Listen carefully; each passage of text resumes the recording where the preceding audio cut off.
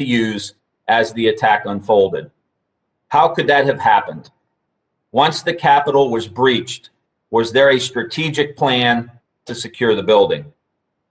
Now I look forward, I hope you can provide updates to the committee as to how the Capitol Police and Sergeant at Arms are currently protecting the campus and its workforce, and to talk about the next steps to ensure the future physical safety of our campus. We need to know what you think are the major institutional and cultural reforms and/or overhauls needed to maintain as safe and as open a campus as possible, so that the visitors from across the country and around the world can witness representative democracy in action. I look forward to your answers to these questions and more. I want you to know that we are very thankful for your service and that of the staff of your organizations who work so hard to make this House run. At this point, I would like to yield to my friend and colleague, the ranking member, Jamie Herrera Butler, for an opening statement that she would like to make. Thank you, Mr. Chairman, and thank you, Acting Chief Pittman and Acting Sergeant at Arms Blodgett, for being here today. January 6th, the whole world watched in disbelief as the center of American democracy was assaulted. The very ideals of democracy that make us the envy of the world were attacked. It was the Constitution in action. It was the counting of the electoral votes. It was the transfer of power that takes place every 4 years. And it was literally under insurrection. The very ideals were coming under fire. And that day, an angry mob with the intention to destroy not just the symbols of our freedom, but the people who took an oath to serve and protect the Constitution. The assault on the Capitol will forever be a painful reminder that democracy and the rule of law are not guaranteed to us. We must continuously fight to uphold them. With that in mind, we have to take very seriously that it's our job as both the American people and as members of Congress to make sure this never happens again. This starts with a clear and candid assessment of what went wrong. Here's the truth. Top officials either failed to take seriously the intelligence received or the intelligence failed to reach the right people. This meant that the Capitol Police Force was woefully unprepared for the attack. To be clear, the United States Capitol Police Force is not meant to be an army. Expecting 1,600 officers to hold back an unruly mob of 8,000 to 10,000 people, many of whom were armed and had their own homemade explosive devices or came with or weaponized everyday items. It's not a position we should ever have to be in.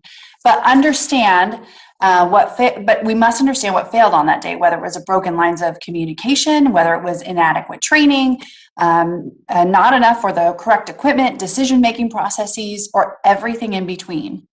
Look, security is essential, and we all have a fundamental need to feel safe on the Capitol grounds. It's up to the Capitol Police and the Sergeant at Arms to provide that assurance so that we may work on behalf of the American people without obstruction or fear of violence. While we absolutely must do better to keep this place secure, I have to say it's also important that we try to keep this institution as accessible to the public as possible. We are the people's house. Sacrificing the openness of this institution is not the only way to keep the Capitol secure.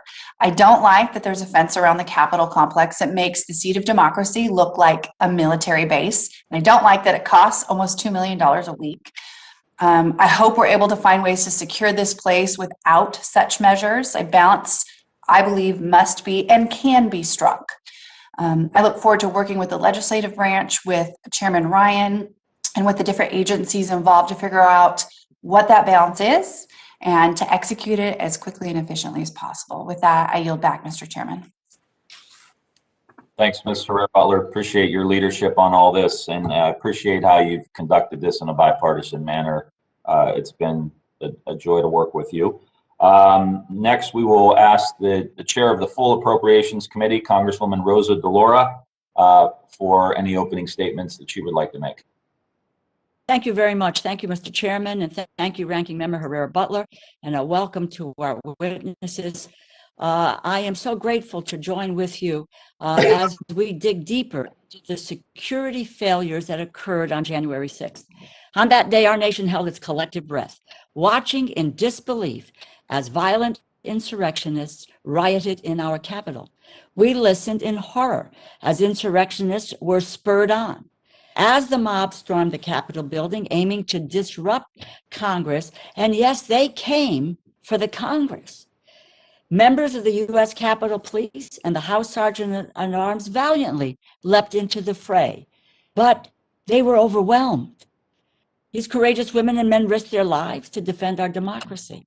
It's a testament to their bravery and their dedication that no members or staff were physically harmed. But it breaks all of our hearts that so many Capitol Police officers were injured in the attack, many quite severely.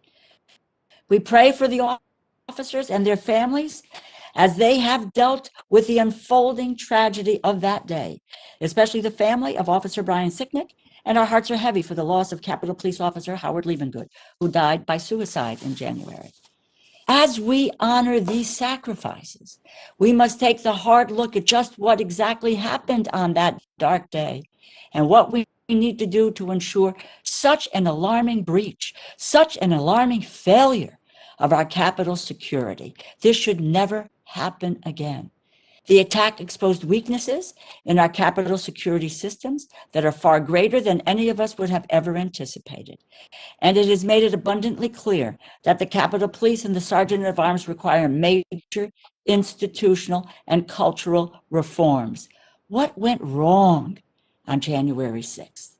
As the committee that funds the security of the Capitol, today we hope we can gain a better understanding of the problems that the Capitol Police and the Sergeant at Arms must address, what resources they need to reform themselves, to keep members, congressional staff, employees, and their own officers safe. What are the solutions? What should the role of the Capitol Police Board be? I say a thank you to our witnesses for joining us today. Acting Chief of Police Yogananda Pittman briefed members of the Appropriations Committee last month, and I hope we can continue to drill down on the issues that we discussed then. And Acting House Sergeant at Arms Tim Blodgett brings an important perspective from his office. On January 6, 2021, our nation gazed into the abyss. Our democracy indeed is fragile, but the security of our seat of government should never be.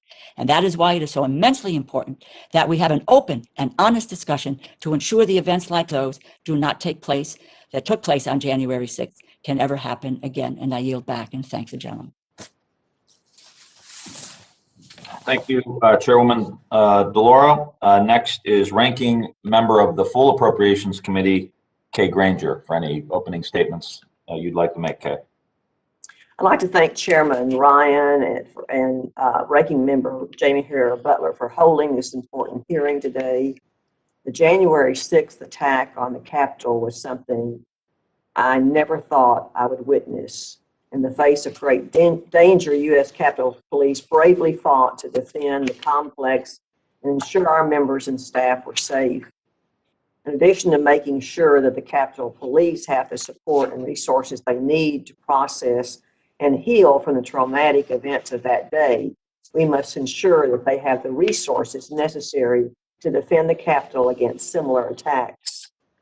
It was clear from our briefing last month that the failure to protect the Capitol was not due to a lack of intelligence, but rather a failure to properly act on the intelligence. There was also a clear lack of command and control because so many agencies were involved, yet their actions were not coordinated. This is unacceptable and left our law enforcement men and women on the ground unprepared for the very real threat they face.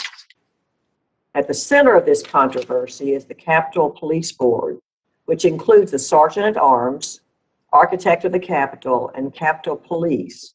Serious questions remain about their failure to approve the request from the Capitol Police Chief to call in the National Guard and properly notify members and staff on the status of the threat through the emergency notification system. As we speak, miles of fencing still surrounds the Capitol, and the center of American government is now tarnished by razor wire and limited access. While we must take the necessary steps to make the Capitol complex safe and secure, we must have the ultimate goal of safely reopening the Capitol and its ground to the public. The Capitol and its buildings belong to the American people, not us. They need to be able to visit their elected representatives and know they will be safe while doing so. I want the witnesses to discuss what changes have been made and will need to continue to be made to ensure the Capitol complex is protected. I thank you, Mr. Chairman. I yield back. Thank you, Ranking Member Granger. We're now going to move to our witnesses. Without objection, your written testimonies will be made part of the record. We ask you to please summarize your statement and highlight your efforts to the committee. Chief Pittman, please begin, and after your statement, we'll turn to Sergeant-at-Arms Blodgett for his statement. Once the statements are complete, we will move to the question and answer session. So please begin, Chief Pittman. Thank you for the opportunity to testify before the committee. On January 6th, our strength, determination, and commitment to the mission of protecting the democratic process was tested. Fortunately, the USCP succeeded in its mission. With the assistance of law enforcement partners like MPD, the United States Capitol Police protected the congressional leadership, members, and the democratic process. On January 6th, I was the Assistant Chief of Police of the Department's Protective and Intelligence Operations. Leading up to January 6th, the Department gathered information about the anticipated events of the day and released assessments that analyzed the raw information received from multiple sources. The Department issued 4 assessments about the January 6th event. The final assessment indicated, amongst other things, that militia groups, white supremacists, and other extremist groups would be participating in the January 6th event. These groups planned to be armed. The target of the demonstration would be Congress, and the demonstrators saw this as a last opportunity to overturn the results of the presidential election, and they were desperate. The assessment was widely shared throughout the department, and in response to the assessment, the department made significant changes to its security posture. We increased the size of protection details, deployed counter-surveillance agents across D.C., increased our CDU platoons, including deploying hard platoons. We deployed SWAT teams, enlarged the security perimeter, and increased exterior and interior patrols to include the subways. Since the 6th, it has been suggested that the department was either ignorant of or ignored critical intelligence that indicated that an attack of the magnitude that we experienced on January 6th would occur. The department was not ignorant of intelligence indicating an attack of the size and scale we encountered on the 6th. There was no such intelligence. Although we knew the likelihood for violence by extremists, no credible threat indicated that tens of thousands would attack the U.S. Capitol. Nor did the intelligence received from the FBI or any other law enforcement partner indicate such a threat.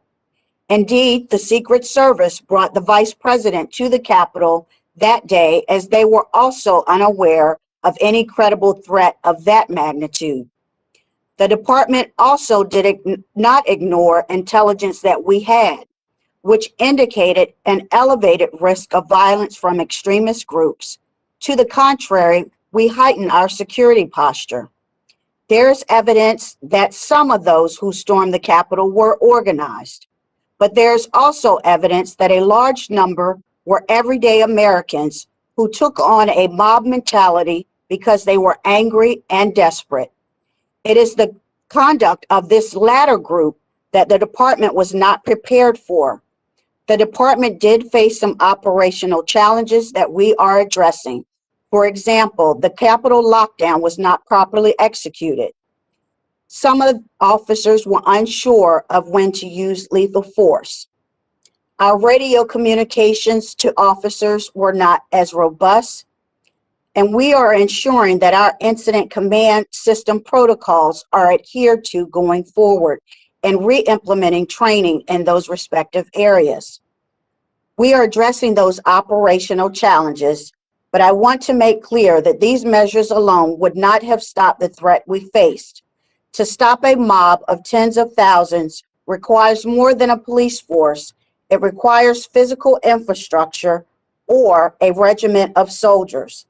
Since the 6th, we have hardened the complex, and we know that some of those temporary enhancements are not popular, but these are necessary in the short term. The department is beefing up its flow of information and now holds daily calls with its intelligence partners. I would like to thank the committee for their continued support in ensuring the department has what it needs. I'd also like to thank the chairman for helping the department to ensure that our officers have the mental wellness resources that they and their families need. As to the USCP officers that proudly serve the congressional community, they fought bravely on January 6th. They are heroes. I am ready to answer your questions. Thank you.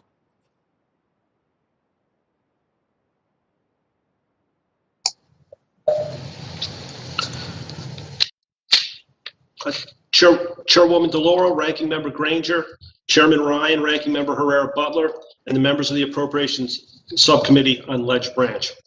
Thank you for the opportunity to testify today on the security failures of January 6th. Before I begin, I want to acknowledge the debt of gratitude we owe to the officers of the United States Capitol Police, Metropolitan Police, and the law enforcement partners who came to the aid of the institution and risked their lives so that our Constitution and democracy could endure. I cannot thank them enough. I want to thank Congress for helping provide a fitting tribute to Officer Sicknick. We mourn as a community for the loss of his life, but the recognition rightfully bestowed upon him hopefully served as a moment of healing for the Capitol Police and for all law enforcement who make sacrifices on a daily basis to provide for our safety. And I want to acknowledge the sacrifices of Officer Liebengood and Smith and their families. Their sacrifices will never be forgotten. And I finally want to thank the National Guard who have come from near and far to keep our city on the Hill safe. They have left their families amidst a pandemic to work in an uncertain environment, and their presence makes us safer. As I stated in my previous briefing to the Appropriations Committee, the intelligence surrounding January 6th was problematic. Intelligence requires finding needles in a haystack. On January 6th, there was a failure to either gather, synthesize, or disseminate intelligence, and there were indications that the intelligence was muddled or contradictory. For example, the January 3rd intelligence assessment from the Capitol Police has been touted to include information that makes it clear that January 6th would become violent. However, the document also states that the protesters' rallies are expected to be similar to the previous Million MAGA March rallies in November and December of 2020, which drew tens of thousands of individuals. As we know now, the events of January 6th were not like the previous marches or any other rallies that we've had on Capitol grounds. The intelligence provided to the Capitol Police and other law enforcement did not anticipate a coordinated attack. Warnings should not be qualified or hidden. Bad information, conflicting information, or missing information leads to poor decisions. In fact, when the Capitol Police presented this assessment to the Sergeant at Arms, they simultaneously briefed on the plan of action for January 6th. And one would think that the plan was developed taking into account the intelligence that they were seeing at the time. One would also expect the warnings to be reflected in all subsequent intelligence reports. The Office of the Sergeant at Arms received daily intelligence reports from the Capitol Police following the initial assessments referenced on the 3rd. On January 4th, 5th, and 6th, the Capitol Police listed demonstrations and categorized the probability of civil disobedience or arrests as remote, highly improbable, or improbable for each of those days and for every single demonstration. The characterization of the threat posed by these protests only reinforced the notion and thinking that they were similar to the two previous demonstrations and not the violent insurrection that we experienced. The Office of the Sergeant at Arms is a consumer of intelligence products, We do not independently acquire or analyze intelligence. We are dependent on the Capitol Police and the intelligence communities to provide timely, accurate, and succinct intelligence to help guide our decisions. And it pains me to say, but the intelligence missteps cascaded into inadequate preparation, which placed the health and lives of frontline officers at risk. While frontline officers did everything they could that day, the Capitol Police was prepared for a First Amendment event, but not adequately prepared for the events of January 6th. For example, former Chief Sund noted in his letter to congressional leadership that he had expedited the delivery of approximately 104 helmets to officers. It was a good decision to expedite the delivery of the helmets, but it also raises questions as to why the officers did not have the helmets on hand. I support any efforts we can to acquire all gear for our officers to keep them safe and to be able to keep the gear on hand and have expressed the support to the Capitol Police Board. Proper planning before an event will provide the needed support to the officers on the line and help ensure that the event does not turn into a crisis. We must also prepare for contingencies. The failure to prepare for contingencies can result in greater difficulty in execution. Security examinations are currently underway to make sure that we are prepared for the next January 6th. Lieutenant General Honore and his task force have been working to not only examine the security postures on the Hill, but also the security of members traveling, as well as in their districts. My office has worked in coordination with General Honore and his team to support this critical tasking. This could prove to be valuable input in how we better align the Office of the Sergeant at Arms to provide security services to members. In the aftermath of January 6th, I know the Office of the Sergeant at Arms must provide more to members and staff to keep them safe. These better services will come with an accompanying cost. I am committed to carefully stewarding the funds that the subcommittee provides. Funding is an important aspect, but just as important, if not more so, is the right organizational structure. A new look and perspective will help inform my own proposals the subcommittee will see. I also support necessary infrastructure improvements, support the changes that the Capitol Police will propose to its FTE structures, equipment upgrades, and more importantly, the investment in its officers. The Capitol Police and the Office of the Sergeant at Arms will evolve to better secure Congress. Thank you for the opportunity to testify, and I welcome your questions. Thank you, Chief Pittman. Your apologize. We appreciate it. Chief Pittman, let me start with you. First, let me say thank you to you for the lines of communication have improved dramatically over the past weeks, and I want to just say thank you to you and your team, Chief Pittman, for making sure you're staying in contact with the committee in the Congress. I've got a couple questions. So you were talking about increasing the size of the dignitary protection, posting dignitary protection agents, extending coverage of the investigations division. So when you said you increased the size of dignitary protection, how many people were increased there? How many law enforcement people were increased? Yes, sir. Thank you. So we went from 4-man protection details and increased that to 6-man protection details. Okay, so that's not a significant increase at all when you're talking about, what we went through. How about some of the other things you mentioned? So you embedded an analyst, deploying counter surveillance agents. So how many counter surveillance agents did you deploy in the morning of the 6th? So we deployed all of our counter surveillance agents that we have available to us. We also increased our open source operations, if you will, to go from a 16-hour day to we separated our manpower to ensure that we had open source operations around the clock. So all of our PSB operators, if you will, which includes dignitary protection, the investigations division, as well as intelligence, were operating on a 24/7 platform.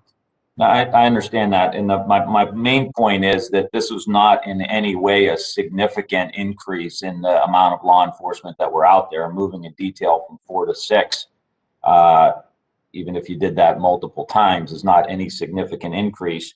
And I guess the question I have is that if you felt like, and everybody felt like this was adequate, why was Chief Son trying to press the Sergeant at Arms for more help?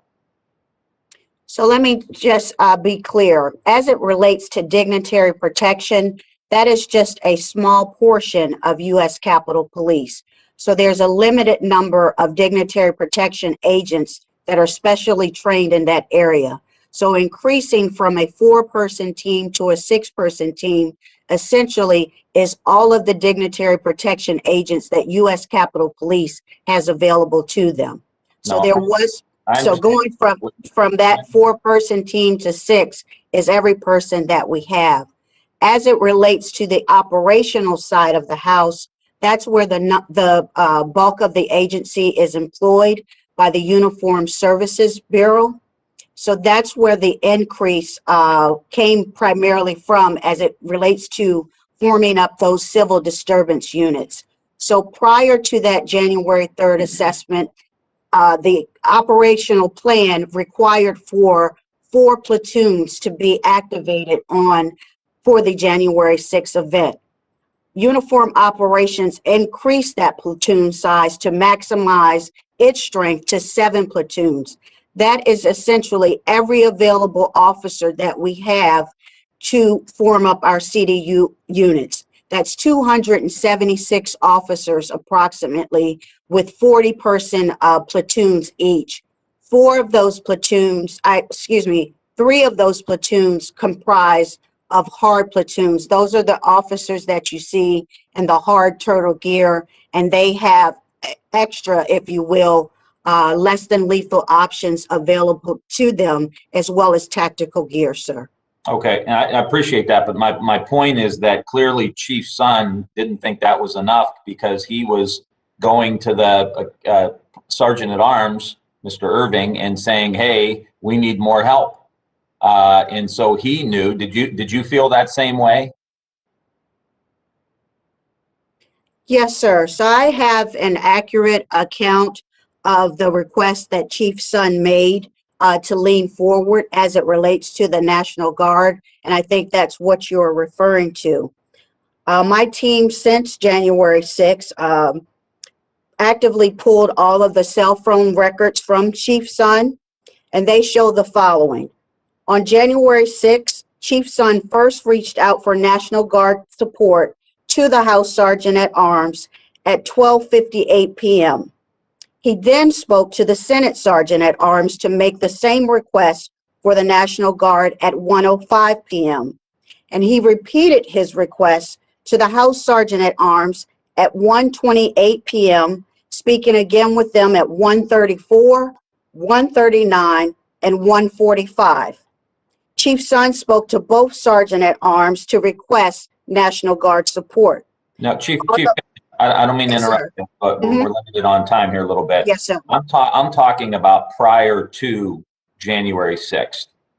My main point here is that we appreciate that you increased dignitary protection and the platoons and all the rest. That's still a limited number. I think it's important that the committee and the Congress knows that that's a very limited number compared to what the threat was and what we think the threat assessment is. And my question to you is, Chief Son clearly was worried, and he called Mr. Irving prior to the 6th. Yes, sir. And said, hey, we need more help. Mr. Irving said, no, go ask the National Guard to lean in. And quite frankly, I don't even know what lean in means. If that's some kind of term that I don't know, but what does lean in mean? It means, you know, shut up and don't ask me for any more help, is how I take that. And my question is, and we've got a lot of questions here, but my question is, were you in agreement with, because you're now the acting chief, and part of this enterprise here that we're into is about moving forward. At that time, were you in agreement with Chief Son that you needed more support primarily from the National Guard? Yes, sir. Okay, thank you. My time is up, Ms. Herrera, and I just want the committee to know, like yesterday, we're going to take a little bit of liberties with the time to make sure that these questions get answered. We have a smaller committee that allows us to maybe do some of that. So With that, I'm going to yield to Ms. Herrera Butler.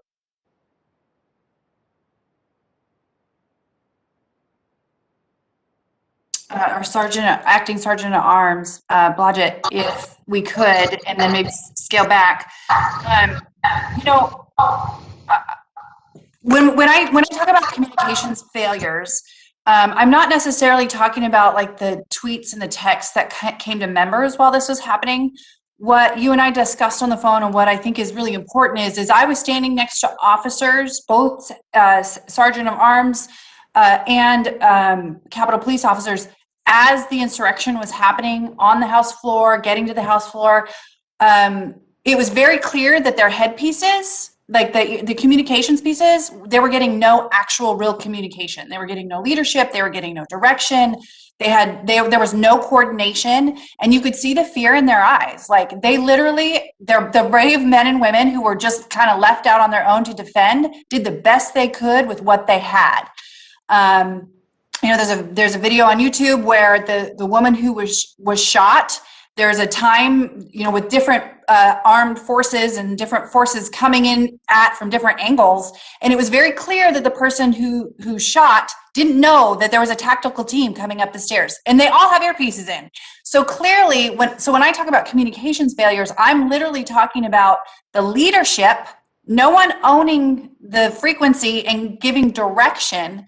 And that's the thing I want to know. I want to know if you're fixing that. I mean, it's great that you guys send out text messages when there's like, you know, closures and things, and that's helpful. But the big communications failure from my vantage point, and when I've talked to other members is, I've talked to Representative Mark Wayne-Woolen, who was on the floor helping barricade the door with those officers who had their firearms drawn. And he said he could hear the shouting and the chaos in the earpieces of the officers who were trying to do the defense. So they were on their own. Are you fixing that? And please be brief because I have a couple more questions.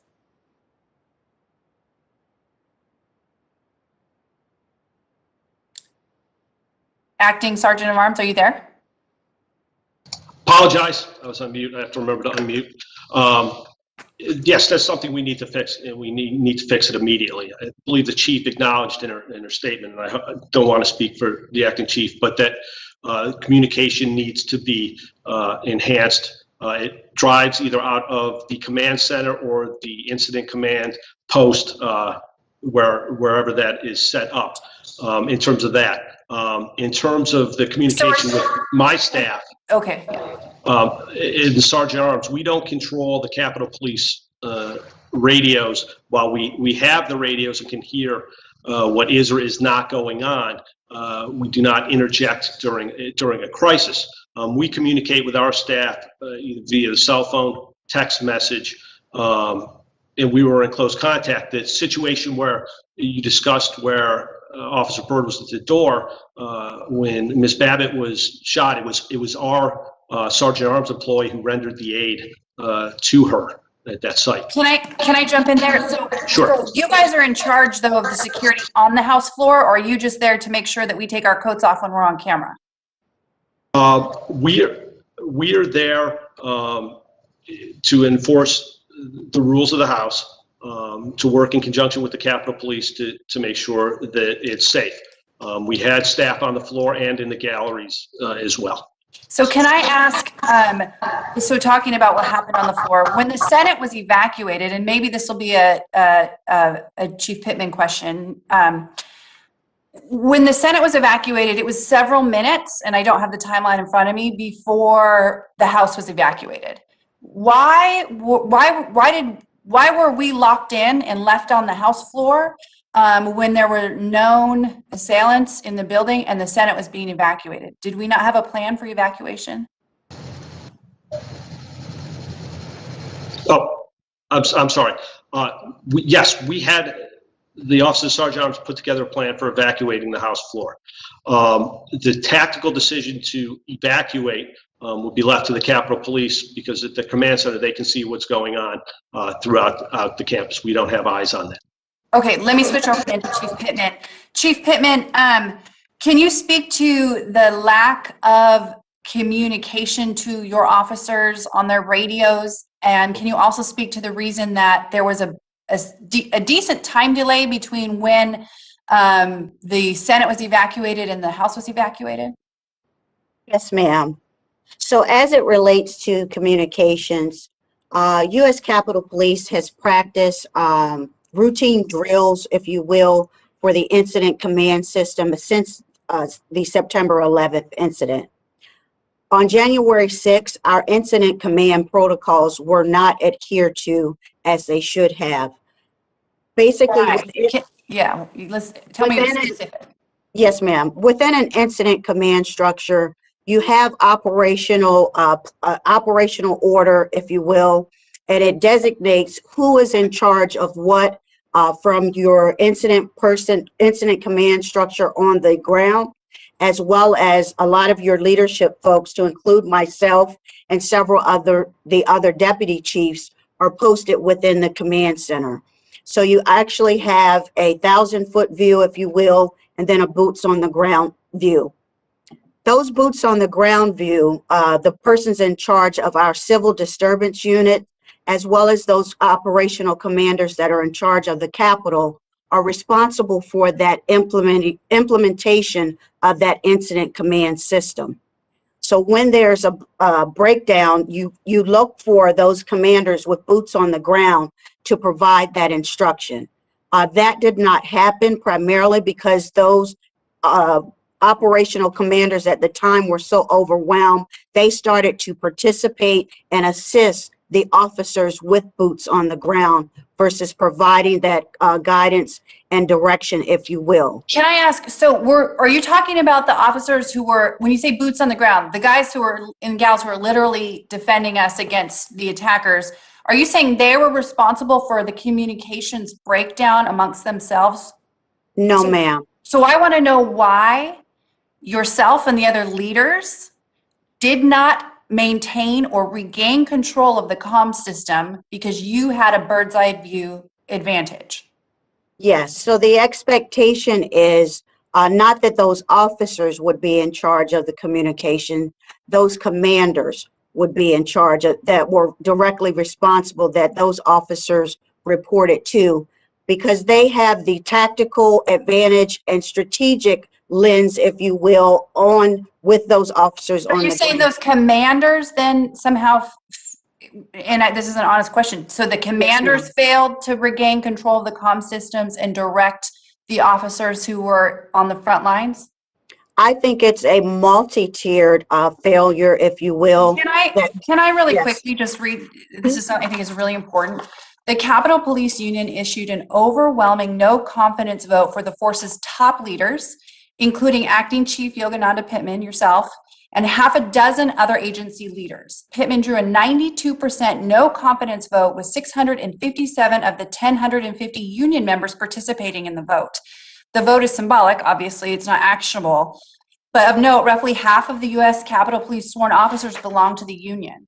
So I am frustrated that what I'm not hearing is, hey, I was sitting there watching this with a bird's eye view, and I tried to, I'm hearing a lot of process and a lot of almost explaining why there's a problem versus hearing how you're going to make sure that there is a command center who speaks into the earpieces of the officers and provides direction and leadership. The part of the problem there was chaos, was because each and every one of these officers, boots on the ground, commander or not, had to make a decision with no information. There was no incoming help as far as they knew. They had no idea what you guys were doing.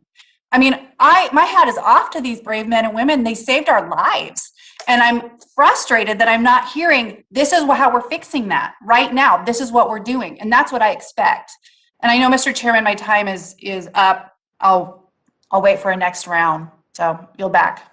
Yeah, thank you, Ms. Herrera Butler. Just quickly, as a quick follow-up before we go to Ms. Delauro, in line with what Ms. Herrera Butler was just saying, can you give us an explanation about the preparation for January 6th, and was there any special training for the officers to have them prepared for this?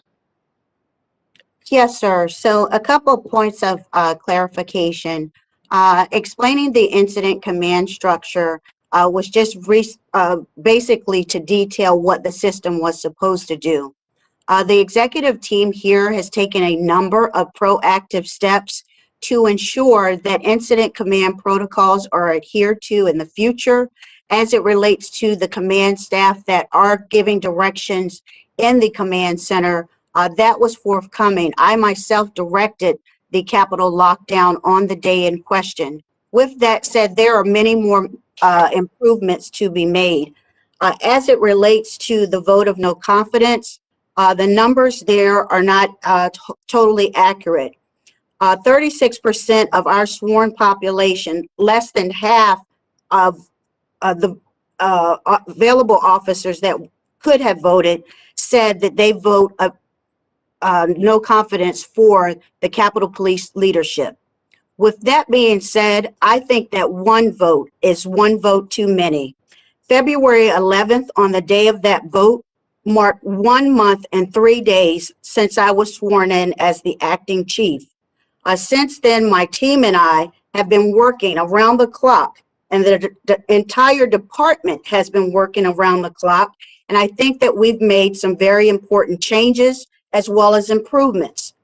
We're working on the communications to improve that. We've streamlined a number of items to include the joint emergency notification messaging system. We've streamlined communications between U.S. Capitol Police and our law enforcement partners. We've also streamlined communications between the upper management and how that information is delivered to the rank and file. In addition to that, we've increased our wellness resources and the delivery of vaccines to all of our employees. Obviously, with that vote, we acknowledge that there's more work to be done. I know that because I talked to the officers. I've been here for 20 years and I've grown up in this agency. Many of those officers are not just my colleagues, those are my friends, and their personal well-being is personal to me. As it relates to CDU training, all of our officers that are coming out of the training academy receive 40 hours of training as it relates to CDU. In addition to that, our officers that have specialized training, what we refer to as the hard gear or turtle gear, receive an additional 27 hours of training or 24 hours of training for them to be trained on special equipment. So to answer your question, Mr. Chairman, there absolutely is additional training for those hard platoon CDU officers. Well, I don't want to take up too much time, but we're going to come back to that. But there wasn't any special training specifically about January 6th to have them prepared for that. You're talking about the standard training that they get, not in particular for this moment in time with all of the intelligence and everything else that we had. There was no... That specialized training carries over with those officers. Those officers train on a routine basis as it relates to hard gear platoons that they are prepared for civil disturbance riots. So those officers are trained specially for those types of events. Yes, sir. Ms. Delauro. Thank you very much, Mr. Chairman. I'd like to direct my attention here, if you will, to the role, the function, the relevance of the Capitol Police Board. Can you, either both of you, what does the Capitol Police Board do? What is its mission? What is its authority? Thank you, ma'am. Somebody? Yeah. Yes. Thank you, ma'am. The Capitol Police Board acts as a policy kind of board of directors over the Capitol Police. There's some statutory authorities that they do have with vehicle and traffic, and the Capitol Police enforce those on a day-to-day basis. There's obviously the emergency and requests for executive branch assistance, protection of leadership overseas, and deployments are just some of the direct statutory inputs that the Capitol Police Board does have. I see the role of the Capitol Police Board is to provide the policy guidance to the chief, support the chief in the needs that she has to both your committees, and then obviously on the Senate as well. And then to take your concerns with the police and work with the Capitol Police to correct those concerns that you have, as well as personally providing a House perspective to the policing of the grounds. And Chief, what is your view of the role of the Capitol Police Board? I'm sorry, ma'am, you were breaking up. Could you repeat your question? Oh, sure. Your view of the role of the Capitol Police Board. Yes, so the Capitol Police Board, in my view, provides direct oversight to the United States Capitol Police when there are huge or special events that are occurring on the campus. The United States Capitol Police develops an operational plan, and they share those plans with the Capitol Police Board as it relates to an intelligence perspective on any types of events. The Capitol Police Board is kept apprised of any of those things as well. But the Capitol Police Board works in close collaboration with, if you will, with the members of Congress so that they can make their security needs known. And then that information is kind of like a two-way communication. The Capitol Police Board would then share those requirements with the Capitol Police as it relates to security. With regard to January 6th, what was the Capitol Police Board functioning? Did it function? What operational plans were being reviewed? Is it not the fact that when the request for National Guard, when there was a request for National Guard, the Capitol Police, the board said that the optics wouldn't be good, or we don't need this, or the request denied.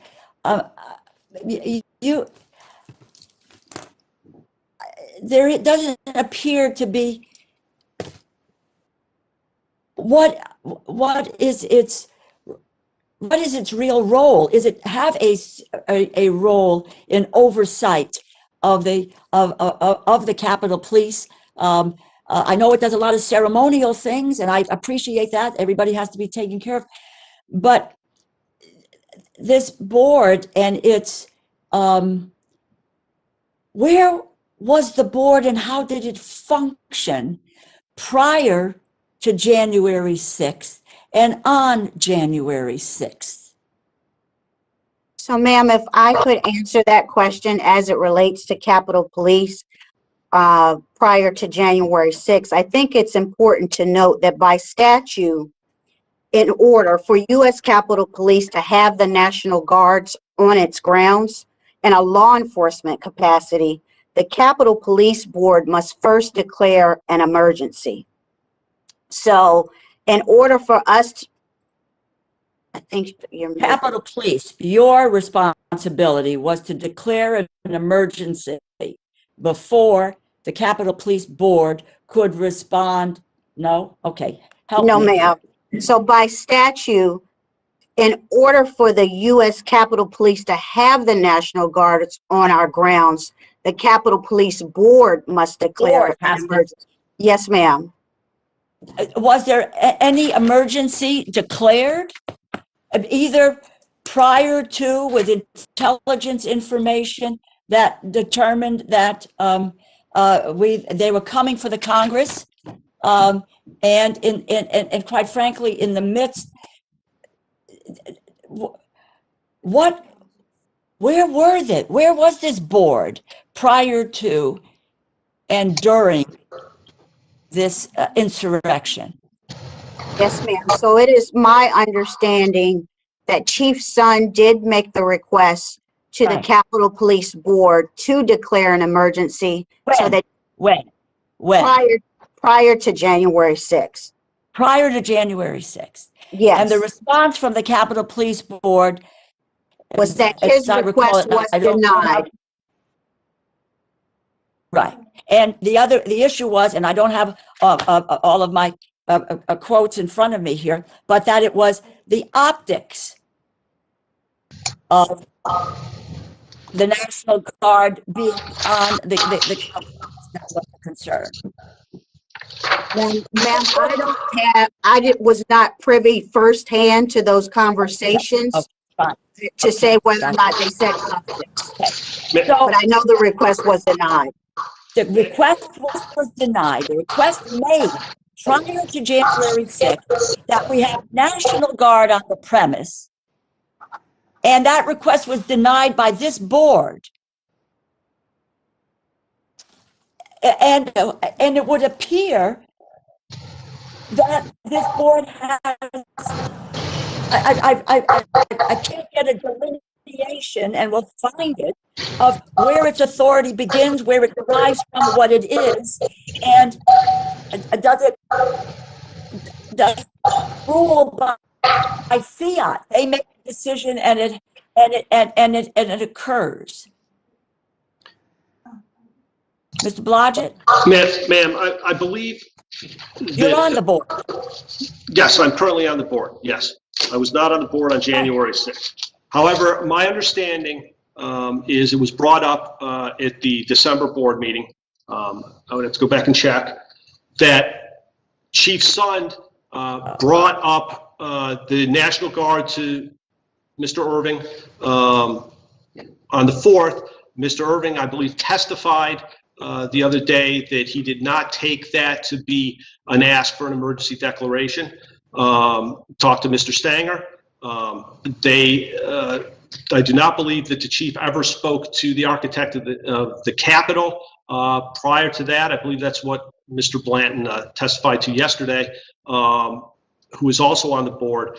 So the ask would have to come from all three.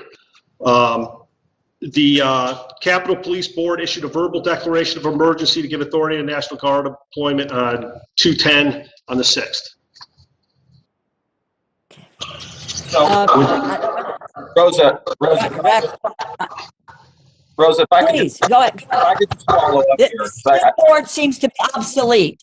This Yeah. board seems to be non-functioning. And I think Mr. Ryan. we're getting to the point here. So whether it's Tim or Chief Pittman,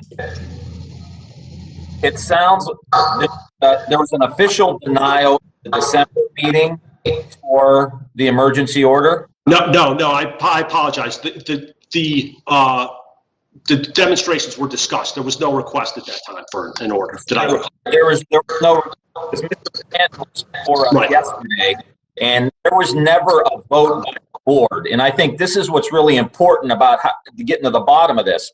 So it sounds like Mr. Irving was taking all of the authority that the board should have had and was basically denying Chief Sund's request without even bringing it to the board. So that brings about two questions that this committee had, and I think a lot of us have, is that who the hell gave Mr. Irving the authority to not bring requests by the chief of the Capitol Police, who wants more help?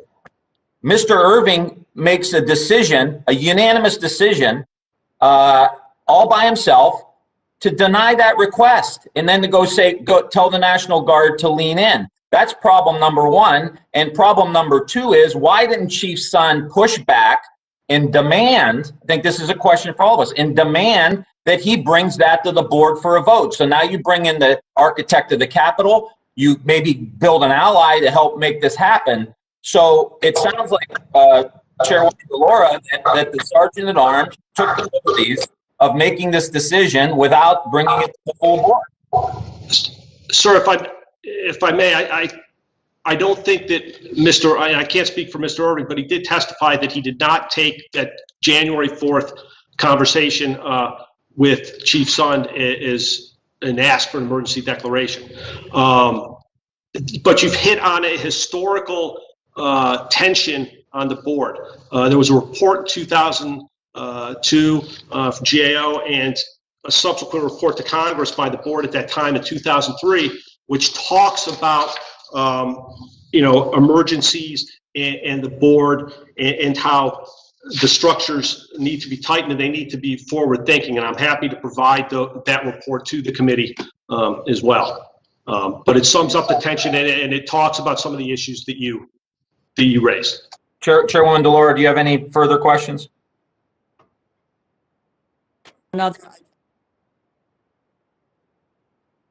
is critical, whether it needs to be revamped, what kind of authority does it have. At the moment, I view it as a vestigial, it's just there. It doesn't appear to do a hell of a lot, nor did it do a hell of a lot to deal with this situation on January 6th. It's like your appendix. It's just there. It doesn't have any real function. So the question is, the photos of footage of Capitol Police posing for photos with insurrectionists. There are ongoing investigations is what my understanding is. How many officers are under investigation? What's the rationale? When will the investigation be concluded? When can we get a report? Yes, ma'am. So right now we have 35 officers that are under investigation, and we do have 6 police officers that have been suspended with their police powers being revoked. So those investigations are ongoing at this time. What was the rationale? What's the rationale for the investigation? I mean, on what premise are you investigating them? Yes, ma'am. If there is an allegation of misconduct, Capitol Police has what's called a rules of conduct, and it's basically a code of conduct that governs our behavior as police officers. If there's a violation of that rules of conduct, based on those violations, we make decisions to investigate those officers and proceed accordingly if discipline is warranted. When is the investigation going to be concluded? When can we get a report? Investigation is going to be concluded when? The investigations are concluded based on typically a 60 to 90 day scale. No, when? Okay. Yeah. Okay. Yes, ma'am. And as soon as we have that information, we will report it out. Okay. Thank you, Mr. Chairman. Thank you for indulging the time. I promise. Yep, of course. Ms. Granger. Thank you. What I'm seeing is what I was hoping to hear are important changes and lessons learned and where we go from here. What I'm hearing is the same old stuff and pointing fingers, and it looks like protecting jobs. And having faced something as serious as we faced and know that this could happen again, this is very, very disappointing at the least and frightening at the most. And it seems as if, particularly in the communication, in the days leading up to the 6th, or whatever, then we have a system that failed at every level.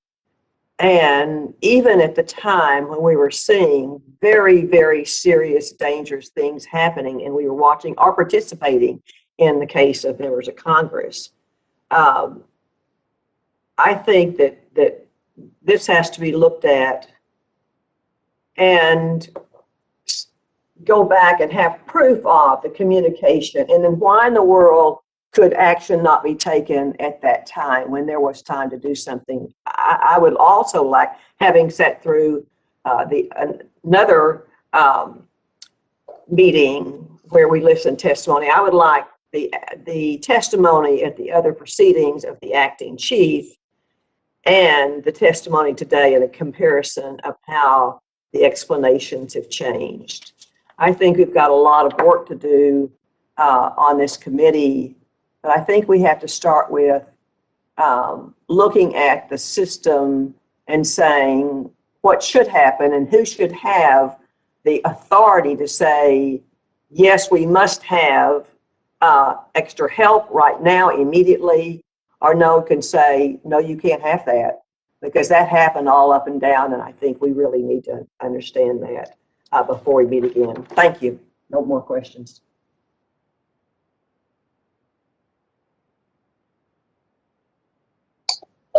No. Ma'am, I agree that there needs to be a more robust communication. both leading up to an event as well as during an event. As we move into the communication realm, we tend to send out very short, concise, non-transparent messaging for fear of sending out incorrect messaging. That was something that was obviously apparent on the 6th, and that needs to change. And I talked about that at the appropriations briefing, and I've asked my staff to work on that, because in a big event like that, we have to give you more information, not less. The canned messaging may be good if there is a barrier that doesn't go down and you need to go in through another entrance, but not when it's a considerable life safety event. You need to have the information available to be able to make the best decision to protect yourself. And I agree with you that needs to be looked at and corrected. And if I could echo, Mr. In some situations, I know in my situation, I was Hill House and I was quarantined, and so we were, of course, under threat of a bomb, so we ran out in the street. And then what happens out in the street? I had a situation where a police officer recognized me and said, "Where can you go to be safe?" And I couldn't go back to where I lived. So he helped me get to where my office was. We got inside the building, but the security person said, no, she's not allowed to go in her own office and be locked in her office to stay safe. So there was a communication problem from the lowest level to the top level of what is important, what is immediate, and who has the authority. Yes, ma'am, I agree. Capitol Police is acknowledging that there are numerous lessons to be learned from the top down. We are leaning forward. We're actively working with the task force that the speaker has at the request of Lieutenant General Russell Honore. So we're leaning forward with those recommendations, really conducting several assessments from the Office of the Inspector General, our own internal assessments, but really acknowledging what can we do in the short term to acknowledge those failures and make sure that those things don't happen again. And then leaning forward to say, what are those long-term projections that we can implement over time as it relates to training, policies and procedures, equipment, and things of that nature. We've put a number of requests in the FY22 budget so that we can ensure that our officers have the proper tools and resources needed so that something like January 6th never happens again. We are leaning forward to improve our communications, not only internally with our officers and leadership. We've also leaned forward, and I think that Mr. Blodgett and I recognize the failures of the previous Capitol Police Board as it relates to communications. And we have a robust communications. Tim and I talk daily, multiple times a day. So we acknowledge that there are a lot of things that should have been done differently, but this is an opportunity for us to make change, and we're making that happen. Thanks, Ms. Granger. I mean, that's the question, Chief Pittman, that I was getting to about the training, in particular training. Now you have the ranking member of the Appropriations Committee, and the officers weren't properly trained to be able to even know where to take her in that situation, and we find that unacceptable. Ms. Clark. Thank you, Mr. Chairman, and thanks to both of our witnesses, and in particular to Acting Chief Pittman. I want to thank your department and you for the valiant efforts to protect us, the Capitol, and our democracy during the January 6th insurrection, and also for the work you do every single day.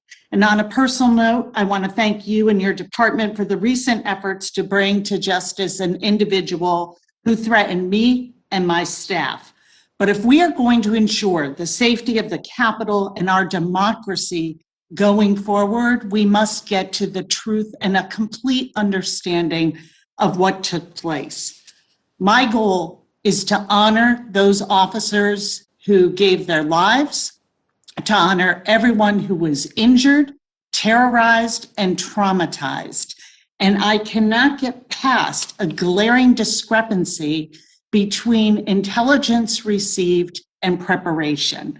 So I want to start with the special assessment of January 3rd. You testify in writing that the U.S. Capitol Police were aware that there were militia members, white supremacists, and other extremist groups who were coming to D.C. on January 6th, that they were armed, that they were targeting Congress and the joint session certification process, and that they were motivated by seeing this as the last opportunity to, quote, overturn the election. That is some who, what, when, why listing. And you testified that this special assessment was widely distributed through the U.S. Capitol Police and to the Sergeant at Arms, including that there was responsibility of sergeants and lieutenants to ensure that the rank and file got this vital information. Is that correct? Yes, that is correct. You also testified that this special assessment was discussed at the January 4th multi-agency meeting. Is that correct? Yes, that is correct.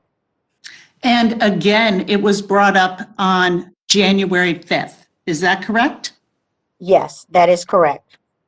Mr. Blodgett testifies that on January 4th, January 5th, January 6th, the U.S. Capitol Police listed the probability of civil disobedience as, quote, remote, highly improbable, or improbable.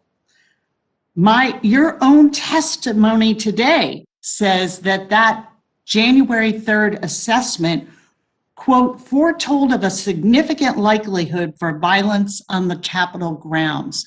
How do you rectify these two polar opposite analysis of the likelihood of violence? Yes. So those documents that you're reading from that state that some groups were going to be improbable or less likely to incite violence is not even an assessment. It's a document that's provided by one analyst. So for example, there are hundreds of documents that are combed through by our task force agents. We receive information through open source and from a number of sources that we have analysts that comb through that information to put together the assessment. So if I could explain it as being tiered, the special assessment is the highest tier of assessment rating. That is the document that we are going to use as a department to make operational plans for any type of demonstration. So let me follow up on that. So your testimony is that to make operational plans, you were going with this assessment that you had that there were armed militia members coming, targeting Congress, and that was a significant likelihood of violence. That was your position. Okay. On January 5th, the Norfolk FBI sends intelligence that says, in part, comments picked up online that Congress needs to hear glass breaking, doors being kicked in, blood from their BLM and Antifa soldiers being spilled, that there were maps being shared of the Capitol tunnels and facilities, and rallying points for groups traveling to D.C. It is disputed who saw this report, but you do not dispute that it was received by the U.S. Capitol Police. Is that correct? Yes, ma'am. And if I could just follow up with some additional on that Norfolk document. That document was sent the evening of January 5th. We know that it was received by task force agents with U.S. Capitol Police. But I think that to put it in its proper context, That FBI document also stated that this is an information report, not finally evaluated intelligence. It was being shared for informational purposes, but has not been fully evaluated, integrated with other information, interpreted, or analyzed. Receiving agencies are requested not to take action based on this raw reporting. So I think that I would consider that an additional document that would feed into the assessment that was consistent what Capitol Police already knew. We knew that the white supremacist groups and militia groups were coming, and we did anticipate those groups being violent. In fact, you said there was a significant likelihood, and you had already looped that into the fact that this was going to be different and targeted at Congress and at interrupting the Electoral College process.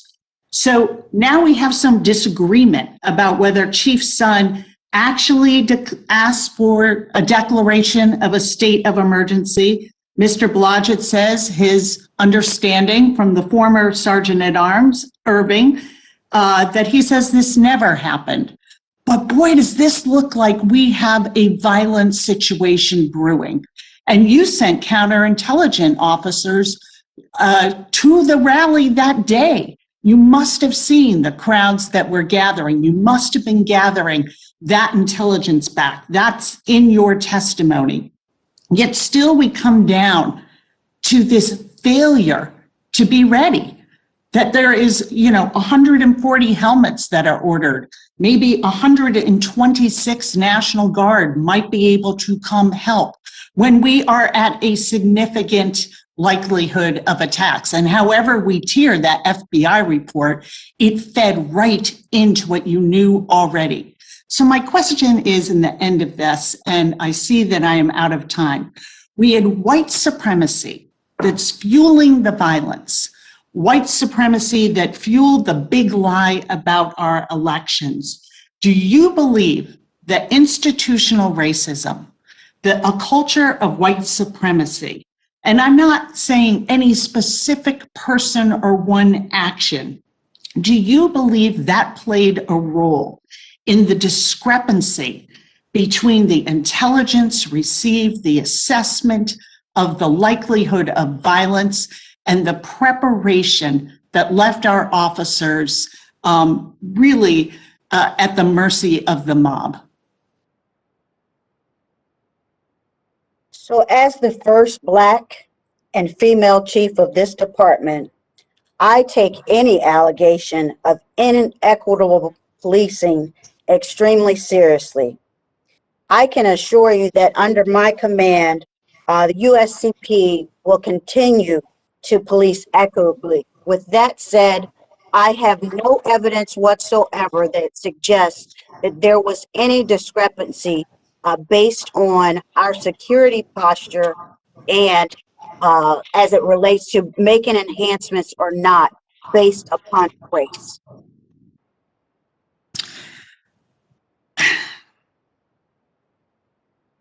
Do you believe that part of us moving forward on this, there are many things we have to do, technical and otherwise, but how are you going to plan in this new position with the morale being so low, and especially for those people of color in our Capitol community on your force, who see all of this through a very different lens and life experience? How are you going to address this and get to addressing institutional racism that exists in every institution we have here at the Capitol Police to ensure that this does not play a role in the decisions that we make? Absolutely. As the granddaughter of civil rights activists, a proud graduate of an HBCU university, and the mother of 2 African-American sons, I know all too well about the differences as it relates to policing and institutional racism. After the Black Lives Matter movement during the summer, I spearheaded town hall meetings for the first time at U.S. Capitol Police, where I provided a platform for officers to express their concerns with law enforcement as it relates to race. We brought in speakers, chiefs from all over the country, and we provided an opportunity for officers to speak freely so that we could address some of those morale issues that occurred after the Black Lives Matter movement. I am proud to say that from those town halls, we were able to identify themes, working with our training services division, as well as the employment assistance program, to ensure that our officers have the tools and resources that they need to address things like institutional racism.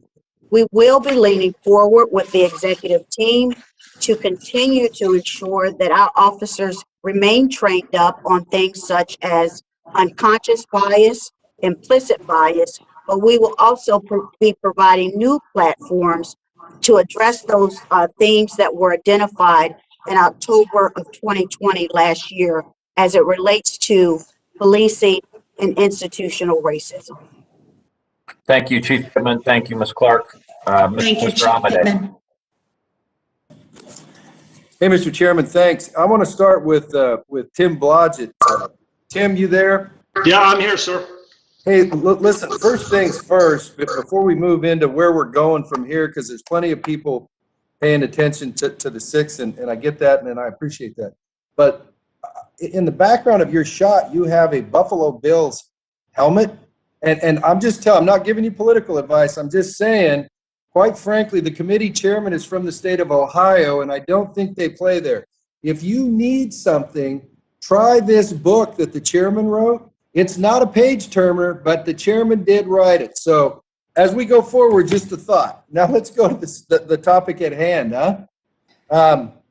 Hey, I want to concentrate on where we're heading as a result of lessons learned from this. And the first thing I'd like to do is, I hope that as we're looking about security examinations and going forward, that we're taking a holistic look. And so I want your response to this, which is, listen, I know equipment's part of it. I know procedures are part of it. Chief, this applies to your folks too. I know training's part of it. I know communication's part of it. I know standard operating procedures in the future are part of it.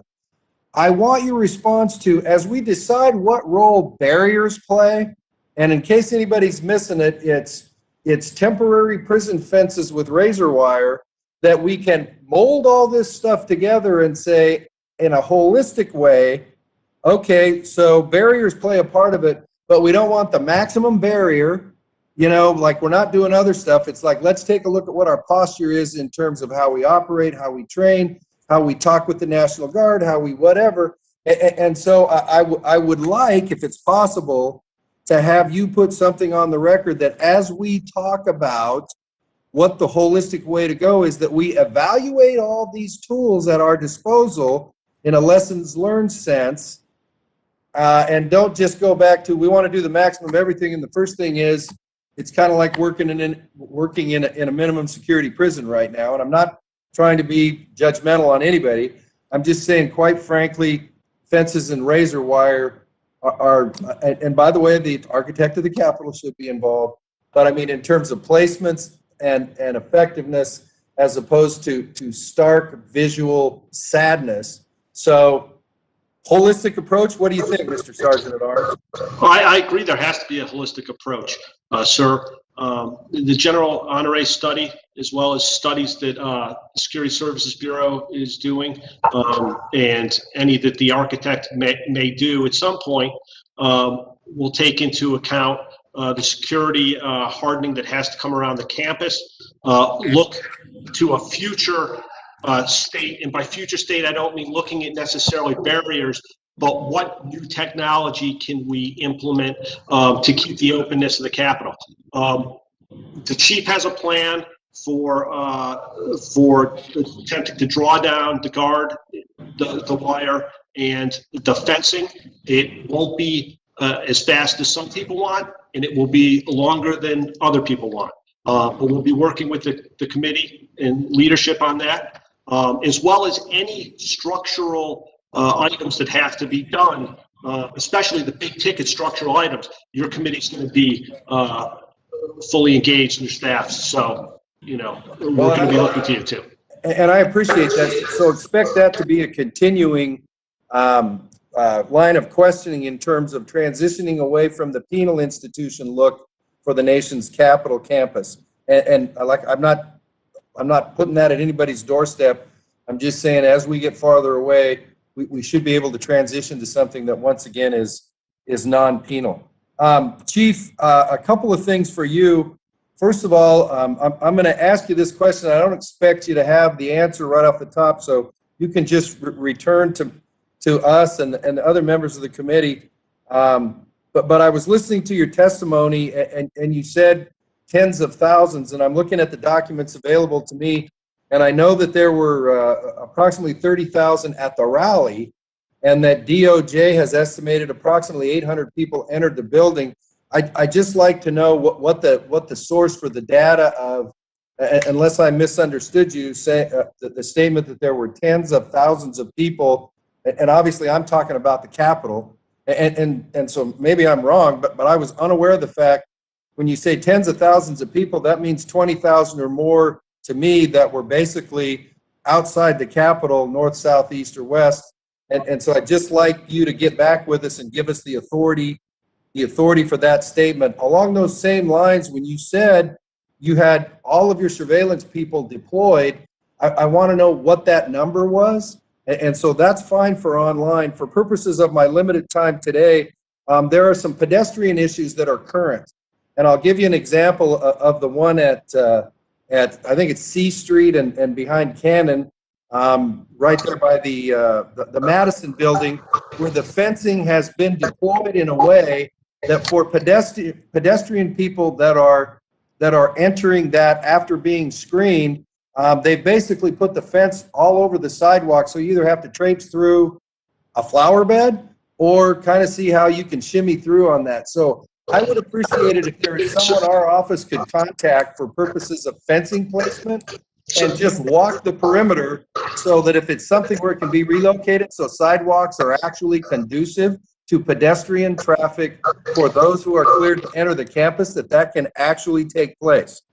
Sir, I believe we have opened up some pedestrian accesses as of this morning based on some feedback we heard yesterday. So if it hasn't been open, please let us know and we'll look into that. Well, don't misunderstand me. It's open. You just have to be able to walk through a flower bed to use the access point. And by the way, that's the Metro access, which has always been open. It is unacceptable that you have people queuing up to get through a gate for pedestrian access, that the fence has rendered pedestrian access difficult, to be generous.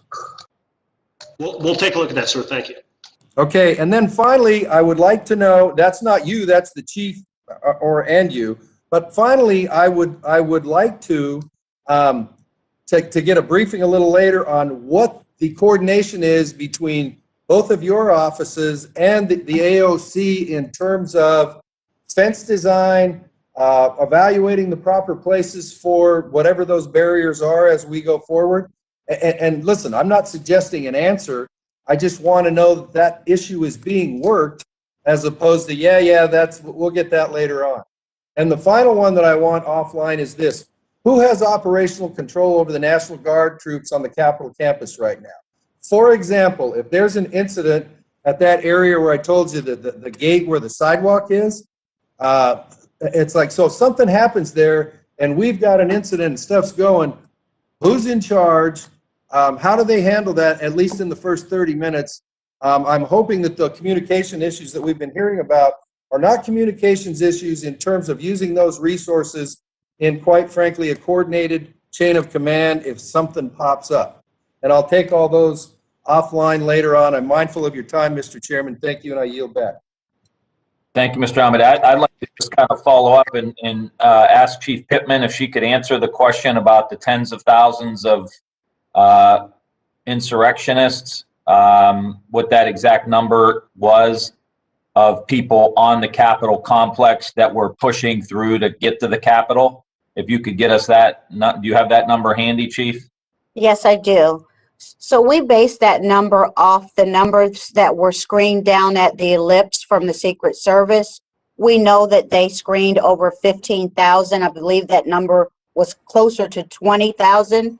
And there were 15,000 approximately that were outside of the ellipse that were unscreened. We know that those groups left there from our camera footage and came to Capitol Hill. So that's where those numbers are primarily based off of. We know what they were able to screen down at the ellipse. And then as it relates, a couple of follow-up, if I may, sir. First and foremost, there was a question previously as it relates to evacuation routes. So I am willing to provide that. I know that some of that information is sensitive, if not classified, if you will. So I'd like to provide a follow-up answer as it relates to why we evacuated some of the chambers in the manner that we did. As it relates to infrastructure, we are actively working, as I said, with the task force. And I know that I speak for everyone here in the leadership when it comes to the fencing that's surrounding the campus as well as the National Guard. We have no intention of keeping the National Guard soldiers or that fencing any longer than what is actually needed. We're actively working with a scaled down approach so that we can make sure that we address three primary variables. One is the known threat to the environment. Two is the infrastructure vulnerabilities. And then that third variable being the limitations that U.S. Capitol Police knows that it has as it relates to human capital and technology resources. So we are actively addressing those. If I may just add one more point. With that said, we know that the insurrectionists that attacked the Capitol weren't only interested in attacking members of Congress and officers. They wanted to send a symbolic message to the nation as of who was in charge of that legislative process. We know that members of the militia groups that were present on January 6th have stated their desires that they want to blow up the Capitol and kill as many members as possible with a direct nexus to the State of the Union, which we know that date has not been identified. So based on that information, we think that it's prudent that Capitol Police maintain its enhanced and robust security posture until we address those vulnerabilities going forward. Sir, as it relates to the fencing and the problems with the pedestrian access, I will reach out to your office today and make sure that I will lean forward by taking action, working with the House Sergeant at Arms to ensure that pedestrian and staff that need to traverse the grounds are able to do so in a safe and efficient manner. And one more side note for the chairman, you said that you were from the great state of Ohio, and we gave Mr. Blodgett a hard time about his bills.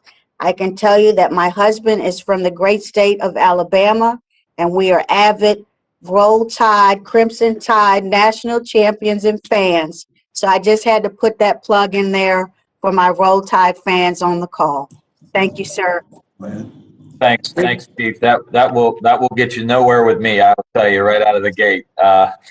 As an Ohio State Buckeye, if you could, Chief. Again, I'm sorry, Mr. Case is next. Just let me slide this in because I think what Mr. Amadei's questions were important. What was the number outside the Capitol? We know that it was 15,000, maybe plus at the ellipse.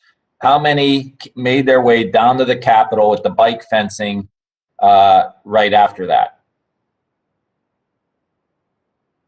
We don't have an exact number, like we didn't implement screening that day like service, but based on the estimates that we saw from our TV camera, we could tell approximately who was coming from the ellipse to the Capitol ground. So we know that there were excess of 10,000 demonstrators that traversed the campus on January 6th.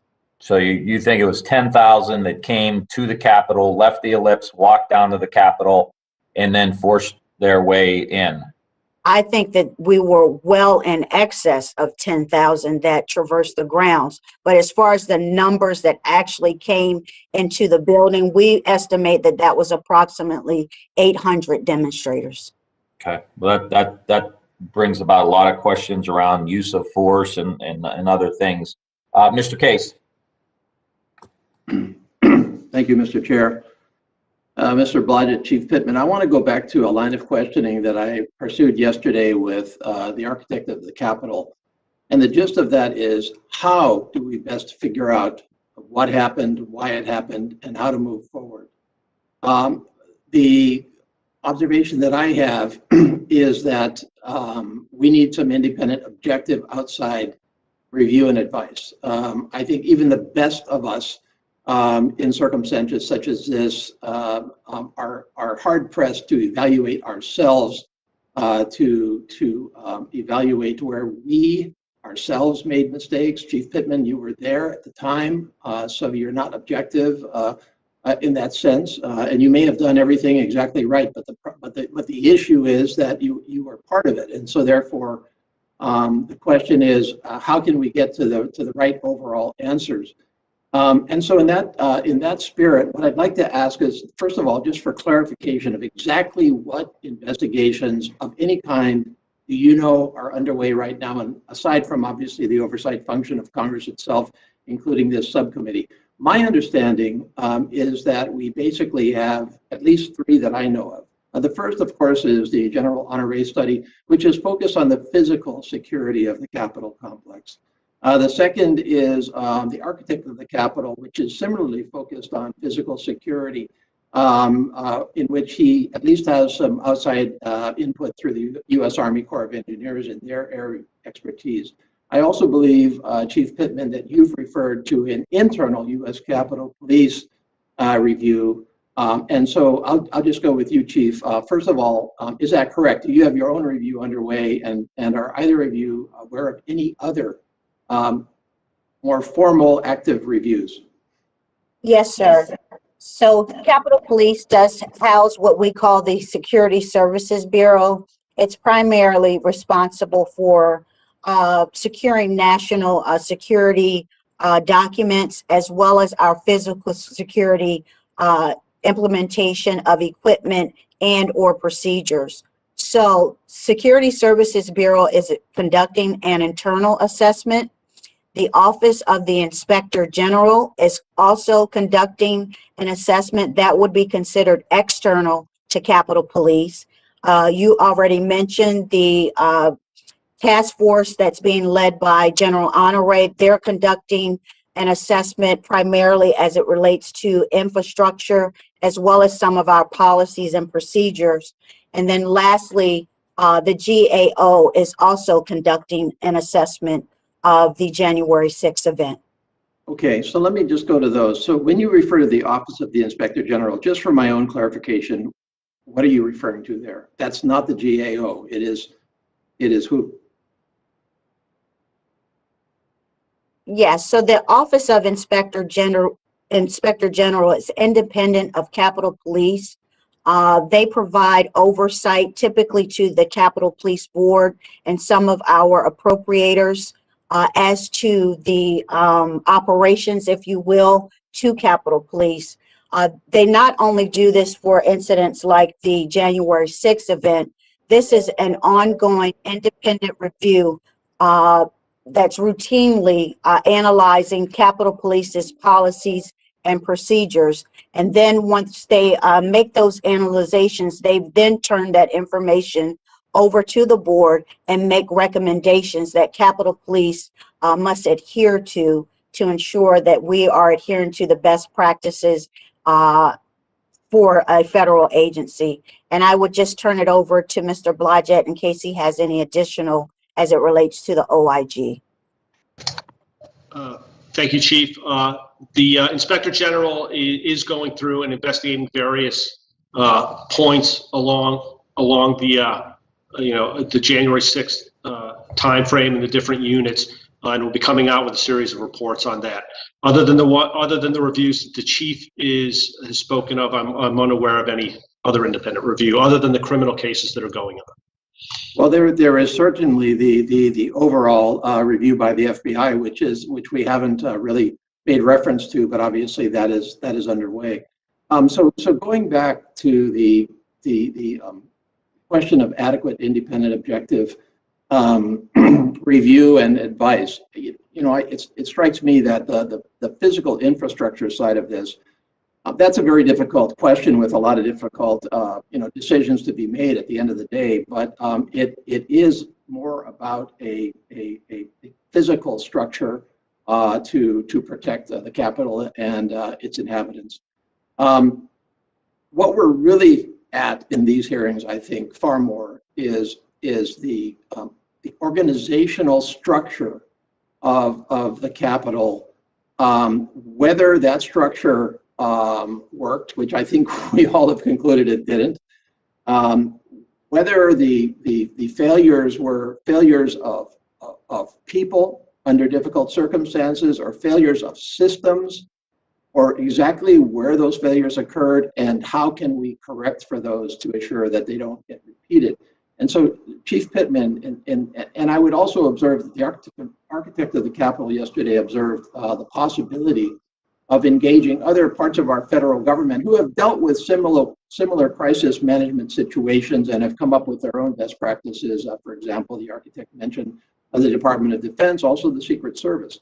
Chief Pittman, I've got to ask you pretty straight, because I am concerned about your objectivity, not you personally, Chief, but somebody in your situation who again was, there has a responsibility and obligation, and as you said, friendship with many of your colleagues. I'm concerned about the ability in that context to develop that kind of independent, objective review that I think any of us would want. I mean, it would be comparable to asking a member of Congress to investigate and conclude the ethics investigations against him or her, and so that just doesn't happen, right? So what do you think? Do you think that we have the right processes in place to get to the bottom of this and to make the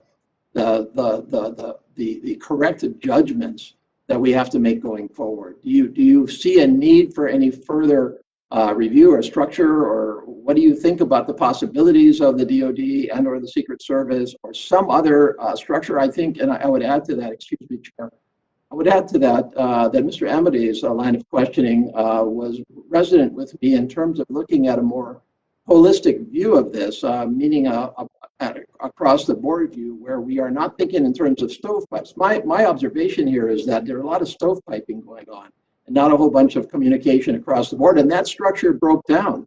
And in that way, it's not all that dissimilar to some of the critical and tragic, in retrospect, mistakes in systems that occurred around 9/11. So how do we crack through all of this, Chief? What's your thought on it? Yes. So I know that there are the 3 independent after action reviews, if you will, in addition to U.S. Capitol Police's internal assessment by the groups that I identified. It is also my understanding that at the Speaker's request, there is going to be a 9/11 style commission, if you will, similar to what occurred after the 9/11 September 11 attacks. So I believe that those groups of independent evaluators will come in and advise things that we can do in addition to what the external evaluators will provide as well. So I think that's going to be key and prudent going forward, soliciting those from outside of even the organizations that we've named that would come in and provide that independent assessment and review to state how we would go forward, particularly in the long term. Thank you, Chair. Thank you, Chief. Thanks, Mr. Case. Mr. Newhouse. Thank you, Mr. Chairman. I appreciate both of you being here with us this morning. Kind of along the same lines as Mr. Case's questions, both of you are members of the Capitol Police Board, where you weren't at the time of January 6th, but as the structure is, your positions are, and you receive information from different agencies about threats to the Capitol, et cetera. We've heard that process. We learned earlier this week from testimony given in the Senate that the Capitol Police Board did not receive an FBI threat report warning that there were people traveling to Washington to commit acts of violence. Ms. Pittman, you on January 6th were the Assistant Chief of Police of the Department of Protective and Intelligence Operations. I hope I have that title correct. And this morning, I believe I heard you say that the Capitol Police did in fact receive this said report on January 5th. So I guess kind of like I said, along the lines of Mr. Case's questioning, tell me what should have happened or what you did to make sure the police board got that very important information, or they say they didn't. And so why didn't they? And what happened? What broke down to where a critical piece of intelligence was not shared with the decision makers that maybe could have allowed a better preparation prior to January 6th? Yes, sir. So that FBI document that was shared on the evening of the 5th, it was shared with task force agents that are embedded from Capitol Police with the FBI. They in turn sent their email that they received to a lieutenant within the protective and intelligence operations side of the house. That information was not then forwarded any further up the chain. So that is a lesson learned for U.S. Capitol Police. And I've put in corrective measures to ensure that going forward, information is shared in a timely fashion and it's shared appropriately going up the chain of command. With that said, we do not believe that based on the information in that document, we would have changed our posture per se. The information that was shared was very similar to what U.S. Capitol Police already had in terms of the militia groups, the white supremacist groups, as well as the extremists that were going to participate in acts of violence and potentially be armed, I should say, on the campus. So moving forward, we've put in corrective internal controls to ensure that information is shared in a timely fashion, because we understand that that was a breakdown in communication. We own that, and we've taken corrective measures to change that going forward. But you just said, if I understood you, that even if it had moved up the chain, you wouldn't have done anything differently. That is correct, sir. We do not believe that that document in and of itself would have changed our posture. We believe it was consistent with the information and intelligence that we already had, that those groups were going to be violent and they were expected to participate in unlawful activity on the campus. The one thing that we were already leaning forward and asking for was additional resources as it relates to the request for the National Guard. That request at that time had already been denied, and we made that request repeatedly after January 5th to include several more denials before the National Guard were actually on campus. So that would be the request that we did make after the fact. Well, I appreciate that. Mr. Chairman, would it be proper to ask for the committee to be able to see firsthand copies of some of these reports that are being referred to? That would give us, better information and context as to what they were seeing. Yeah, absolutely. Okay. One more question. I know my time is running short, but I appreciate your indulgence, Mr. Chairman. While I was on the floor of the House as the building was being broken into, my staff was in my office in the Cannon building. And at that time, there was a pipe bomb that had been discovered near the Cannon building. So we received, but let me just try to recount that day as accurately as I can. My staff received an emergency notification from the Capitol Police about an evacuation of the Madison building. I believe that was at 1:10 p.m. The next communication that they received from the Capitol Police were officers running down the hallway, banging on doors and yelling to people to evacuate immediately, not identifying themselves.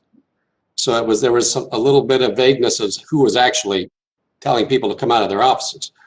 And then it wasn't until nearly 15 minutes later, after they had evacuated, that they received official notification about the evacuation of the Cannon building. That was at 1:23.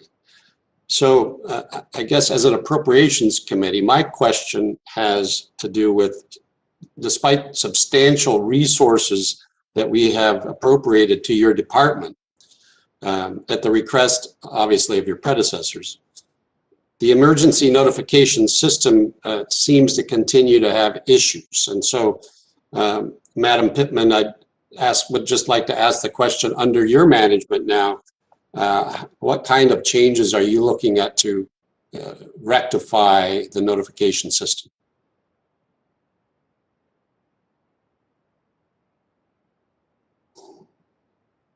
Sorry, I was having a little trouble with the mute button. Yes, sir. So we've made a number of changes going forward as it relates to our communications. One primarily being those canned messages that the department refers to in our joint emergency mass notification system. I believe that Mr. Blodgett referred to it earlier as well. We understand that those prepared messages, if you will, do not give the congressional community in times of critical incidents enough information to proceed accordingly on the campus. So we are working with our command center staff to make sure that they are not just pushing out those pre-prepared messages, but actually providing more accurate, timely information to the community. We're also leaning forward, working with our law enforcement partners as well as community partners like DCHCMA to make sure that our community notifications and improvements are coming from the U.S. Capitol Police's command center. We've also implemented several daily calls as it relates to intelligence and the information that we're able to share in a timely fashion by embedding not only our agents and some of the known law enforcement leaders as it relates to intelligence, for example, the FBI, but we also have the law enforcement intelligence leaders embedded now here at Capitol Police. We believe that that will help to streamline the relaying of that information. And also to piggyback just on one of your other questions as it relates to that FBI document, and it ties right into how we're streamlining communications. The FBI already has a joint terrorism task force executive committee, if you will, that is responsible for sharing all important communications with law enforcement leaders. We believe that that intelligence document, if it had been priority, and as I stated before, it states on the document itself, it wasn't for action. We do understand that that executive committee would have streamlined the communication with law enforcement leaders, if you will, not just sharing it at the lowest level. Thank you, sir. Let me just observe about the notifications. The substance of the message, that wasn't the issue. My conjecture is that if there's a 15-minute delay in emergency notifications, then really there's not an emergency notification. And by the way, those other notifications you're talking about are helpful, but they're kind of like the boy that cried wolf. If we get 6 or 8 notifications for one incident in a building on campus, pretty soon you stop looking at them, just to throw that out there. And Mr. Chairman, I know I'm over my time, but would you allow me one more question? Just since I love you, go ahead. Make it quick, and let's have a quick answer too from the. Okay, I'll make it really quick. This is to Mr. Blodgett, and I know you've heard this question before, but I didn't hear it this morning, so I wanted to bring it up. And you said at our briefing the other day that it's your decision here, but I just wanted to ask about the magnetometers entering the chamber of the House. Tell me what a security rationale there is for placing those there. You know, as members, we don't have to pass through these devices to enter any other location on campus. So I'm just curious as to what causes the threat to be imminent right there on the House floor. And then to your knowledge, is there any exceptions to members who, whether or not they have to pass through there? And this is not meant to be a political dig, but this was an observation.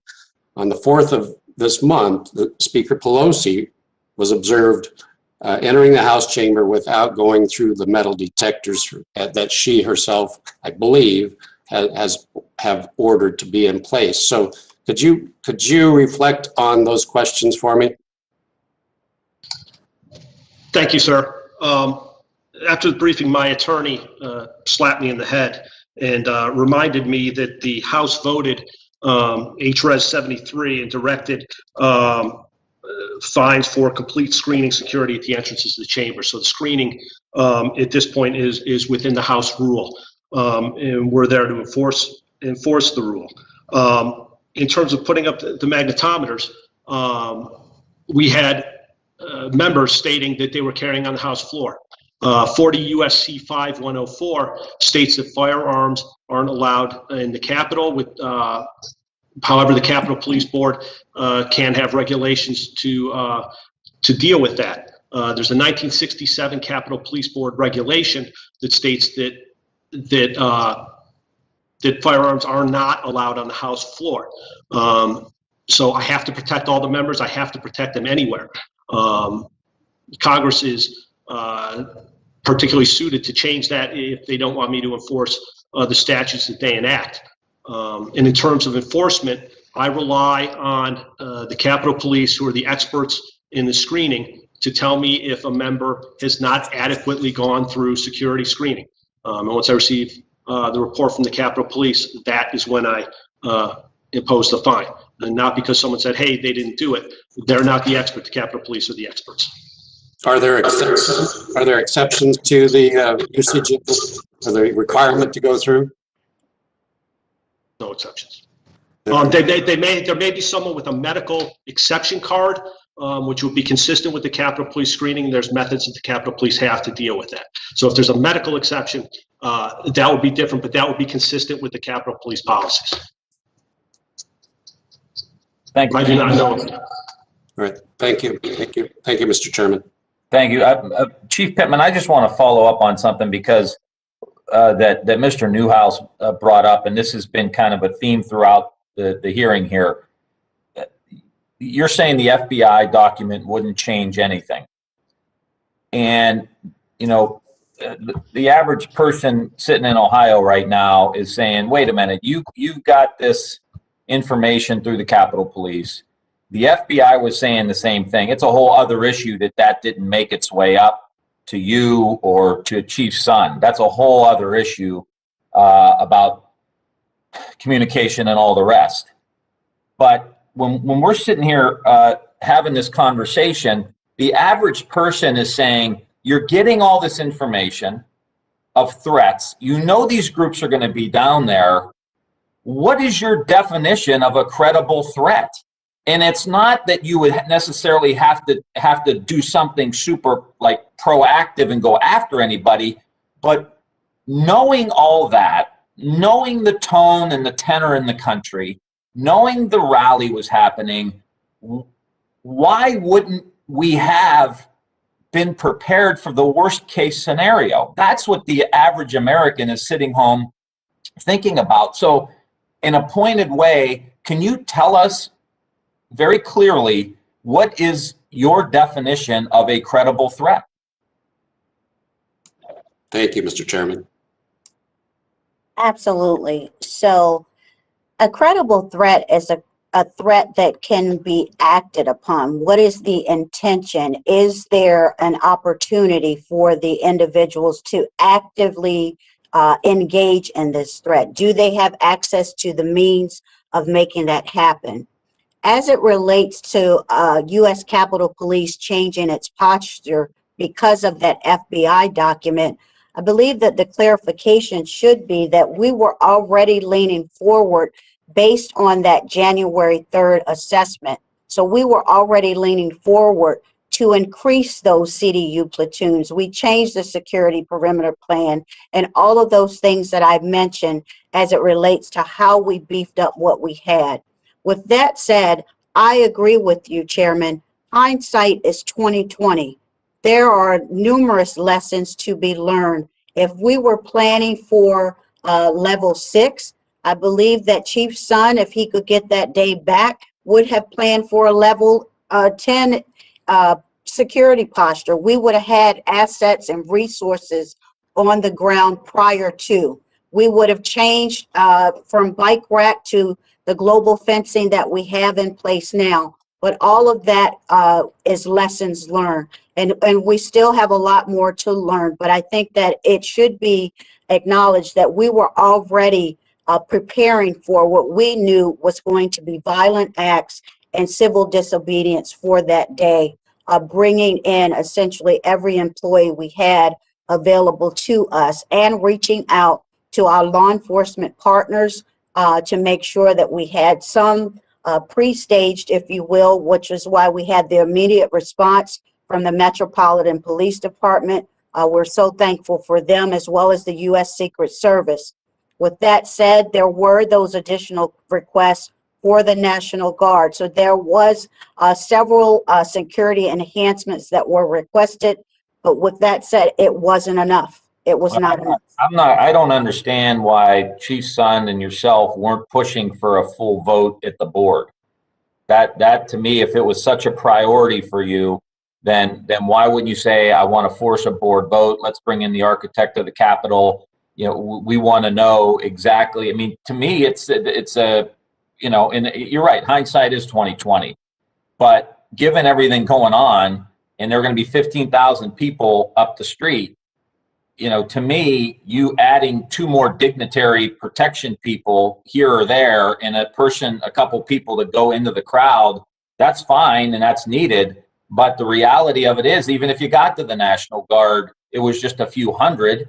We needed the whole 1,000 at the D.C. and Maryland and Virginia and all of that. And so to me, it's, you took the intelligence and I feel like you didn't put it all together and synthesize it in a way, go, holy cow, I mean, something really bad can happen here. And given everything else going on, we need to be ready for that. And I don't think saying that, well, the Secret Service, didn't see a threat either. That to me doesn't cut it either, because who cares? So they got it wrong too. Like, I mean, that's the underlying issue here.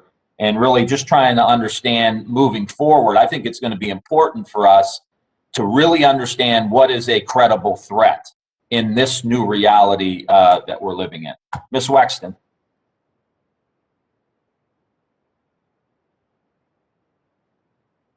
Thank you, Mr. Chairman, and thank you to the witnesses for appearing today and for everything that you do to keep our community safe.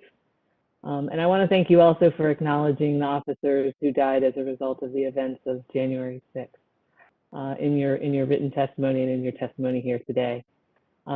Chief Pittman, I just want to be absolutely clear for the record. Do you acknowledge that the death of Officer Brian Sicknick was a line of duty death? Yes, ma'am, I do. Do you acknowledge that Officer Howie Liebengood's death was a line of duty death?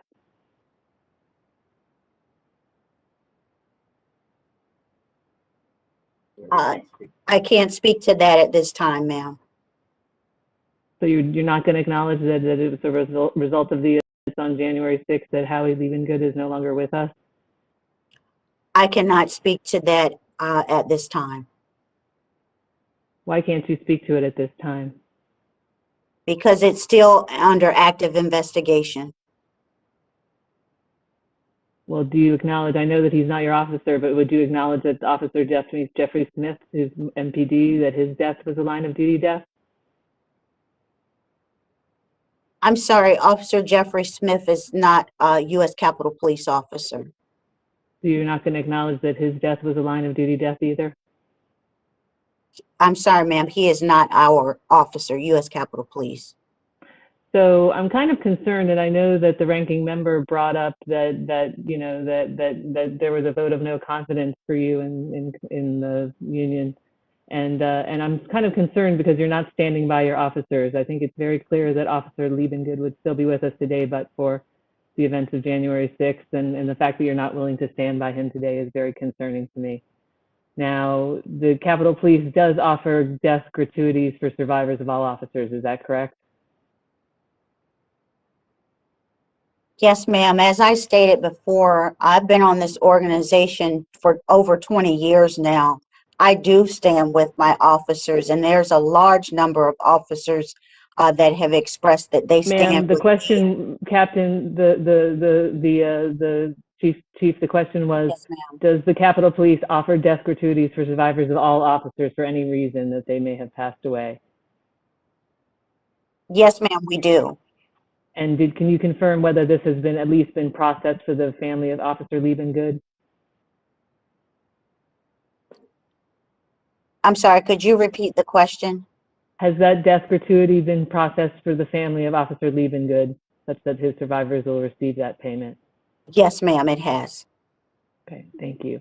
I You're want to talk a little bit more about the logistics and the number of officers that were on duty on January 6th and what you did to prepare. Now, on an average Sunday when Congress is not in session, what would the staffing levels be at the Capitol grounds with Capitol Police? About how many would be on duty? So on an average day, our manpower is driven by whether Congress is in session or out. During the COVID-19 pandemic, Capitol Police leaned forward with an aggressive, ready reserve posture. So I'm sorry, the question is what would the number of officers be on an average, let's say an average Sunday, and the Congress is not in session? Yes, so I would say less than 700. And how about on an average Wednesday when Congress is in session? So those numbers upward past 1,000. So that's just an average And it depends Wednesday. on a lot of, I'm sorry, it depends on a lot of factors, but that's kind of average. So over 1,000. Yes. Okay, and how many would be on duty for some sort of special dignitary event like a State of the Union? How many officers would you have on duty for that? That would pretty much be our full complement, with the exception, we would adjust shifts even for our midnights officers. They would come in early. So it's not as cut and dry as we have X number of people. It just depends on the timing of the event. But that's typically a full hands on deck, if you will, for lack of a better term. And can you give us some sort of ballpark number of about what all hands on deck would entail in terms of numbers?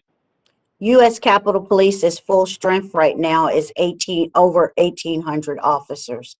But Okay. With that said, there's a complement of officers that would come and relieve those who had worked, let's just say, a 16-hour shift, because we're a 24/7 operation. And how many did you have planned to have on duty prior to the January 3rd assessment? So prior to getting that assessment and making the adjustments that you outlined in your testimony, how many do you plan to have on duty? So the adjustments were made primarily to our civil disturbance units. A civil disturbance unit is comprised of what we. I'm just asking you for numbers, Chief Pittman. I'm just asking you for numbers. So yes, how many did you plan to have on duty?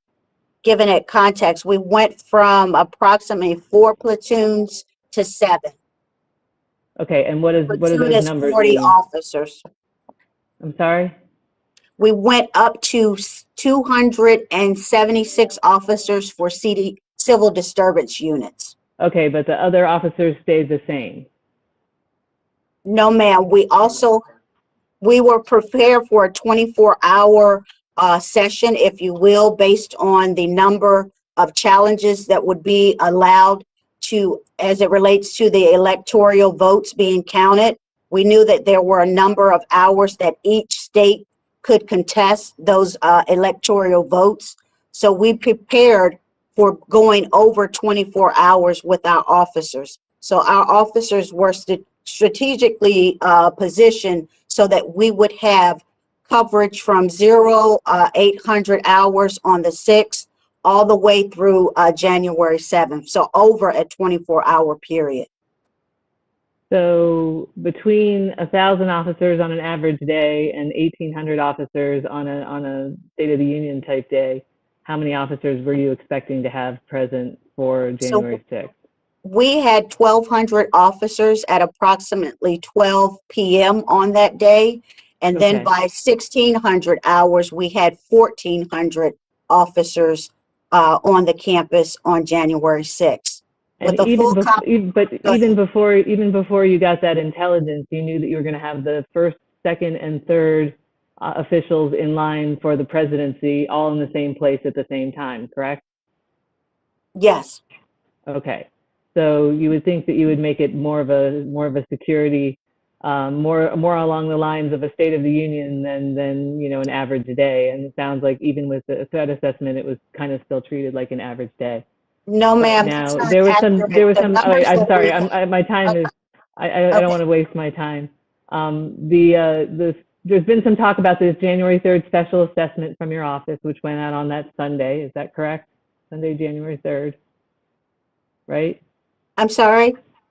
As far as January 3rd? That special assessment from January 3rd, that came out on a Sunday and was disseminated to staff within the Capitol Police, right? That was widely distributed within the department. Yes, ma'am. Okay. Now, in your written testimony, you said it was emailed to all officers above the rank of sergeant. Yes. Does that mean sergeant and above or lieutenants and above? Above the lieutenants and above.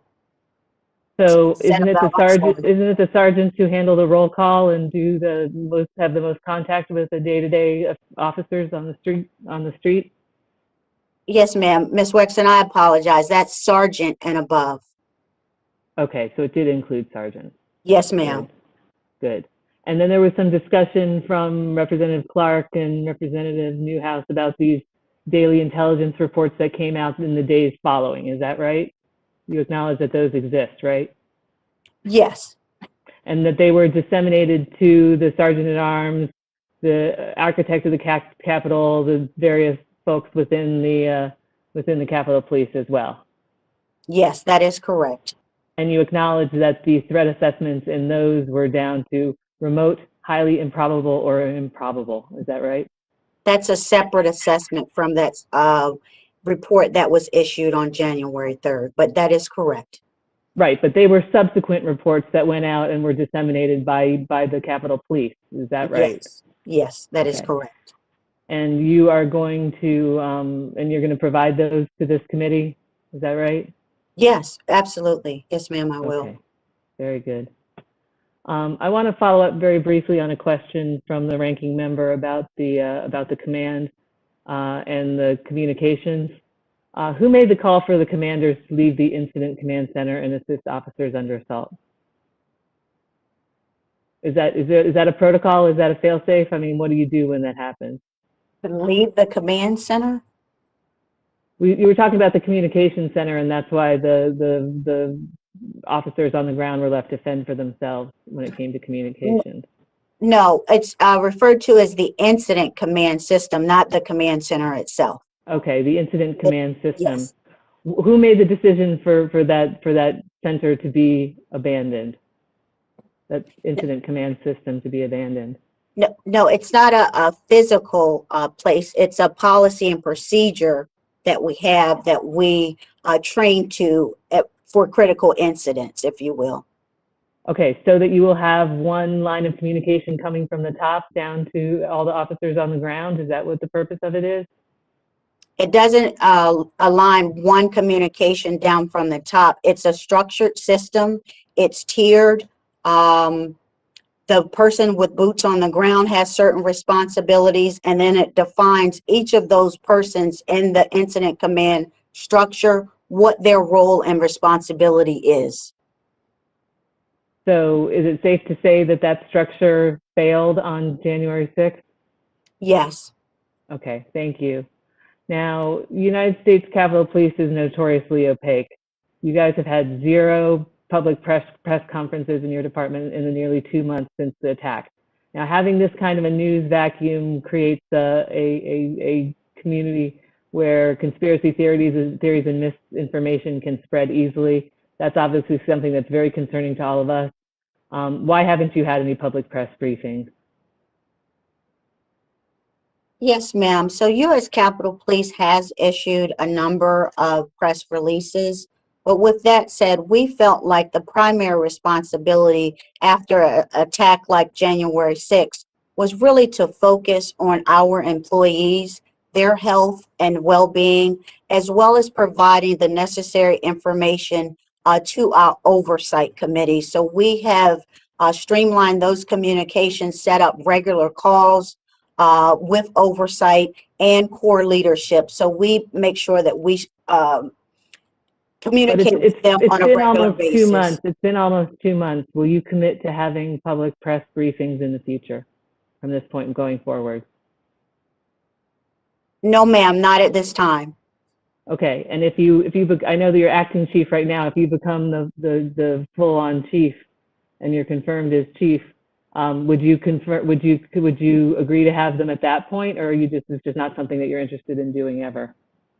My priorities would still be my employees first and foremost, and I know that I am to respond appropriately and timely to the oversight committees that govern not only the U.S. Capitol Police, but the Capitol Police Board.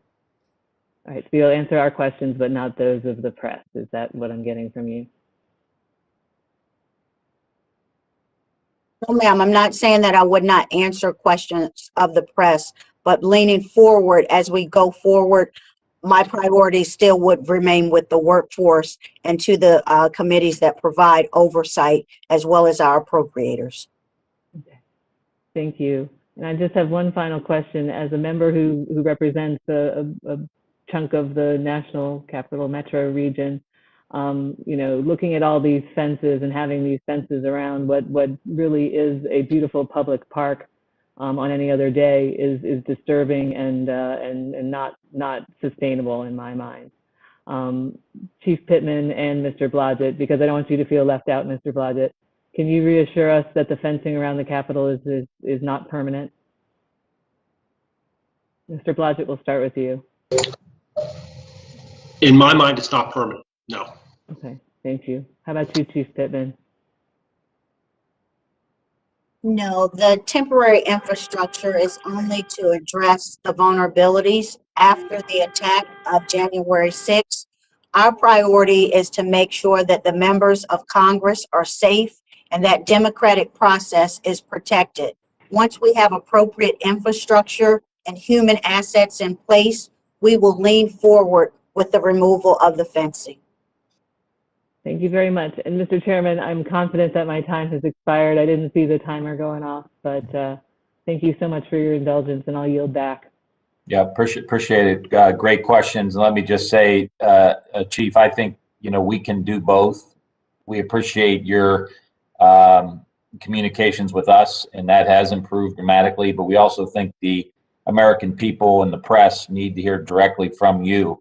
So I would just encourage you to take some time, in making sure that the residents of Capitol Hill, Washington, D.C., the people around the country, after having watched what happened, would benefit from hearing from you directly. With that, our final member, Mr. Espaillat. Thank you, Chairman. Thank you. By now, I'm sort of like the Mariano Rivera of this committee. A lot of the questions have been asked, but Chief, I want to thank you, and Sergeant Alarm, I want to thank you for coming forward today. I want to ask you, Chief, was there any sweep of the Capitol or the premises around the Capitol order for explosives during the days leading up to January 6th? I asked that question because as I came to my office that morning, early in the morning, I was walking on the sidewalk by Rayburn with some of the protesters. So obviously they were in the vicinity of the Capitol and around the compound, perhaps of the Capitol, much before the actual insurrection occurred, the breaching of the Capitol occurred. So I wanted to know whether you had ordered the sweep of the office buildings and the Capitol compound for any potential explosives. Yes, sir. So U.S. Capitol Police does daily sweeps of the congressional campus, but specifically on large events that are planned for the day. We have canine detection dogs as well as additional bomb HDS units, hazardous device section. But those officers go out and conduct sweeps, and they do what we call button up the premises when we implement what is restricted to members and staff. But to answer your question, yes, sir. Yeah, but I'm referring, for example, I'm on Rayburn, and as I was coming up Rayburn by the Horseshoe area, are you familiar with that area? Yes, sir, very familiar. Okay, so you know the area, and there is green areas there, and of course it's a drive-through horseshoe shape entrance to that part of Rayburn. And there is green areas all around Longworth and, of course, Cannon as well. And people were just members of this insurrectionist group were walking around there very early in the morning. Was there any sweep whatsoever of those areas for any potential explosives? So the Capitol itself is what was closed off. Of course, we had the inaugural platform that had been closed for a period of time on the west side of the Capitol building, and then the east front. But the areas that you're referring to outside of the Longworth and Cannon were actually open to the public. But those sweeps at the Capitol building. Sorry, I think my system cut off. Yeah, so no sweeps occurred around Cannon, Longworth, or Rayburn, where most of the members obviously were before the protest, the insurrection came to the Capitol building. Nothing occurred also the day before in preparation for the assault on Congress.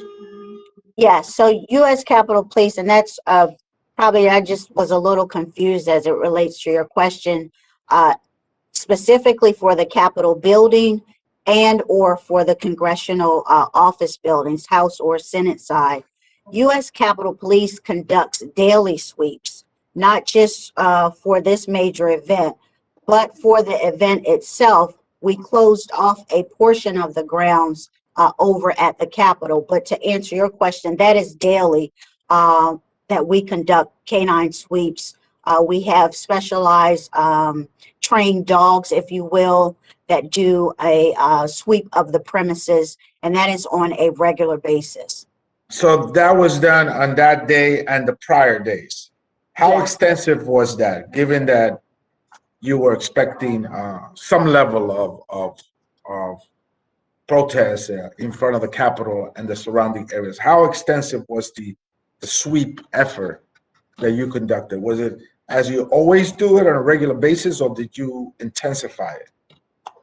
We sweep our grounds, yes, sir, like I said, on a daily basis. So we use a number of deployments of canine capabilities, but I think that if we want to go into more granular details, we probably should talk more in a classified setting.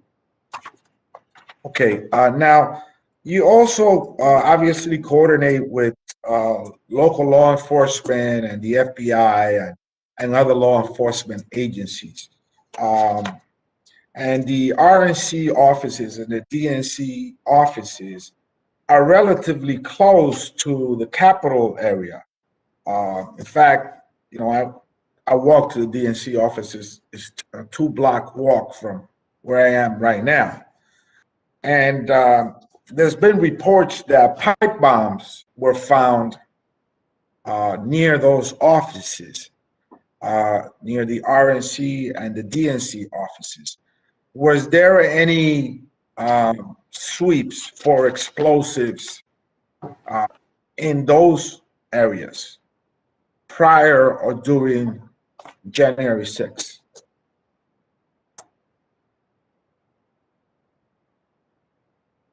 Sorry. So no, sir, no sweeps were done at the RNC, DNC prior to January 6th. Those areas are off our Capitol grounds proper. It's not in line with our primary jurisdiction, if you will. So was there any communications with local law enforcement?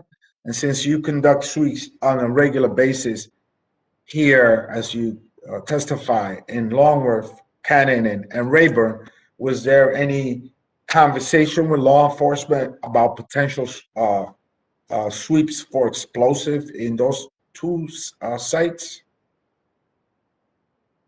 So no, sir. We conduct daily intelligence briefs with our law enforcement partners.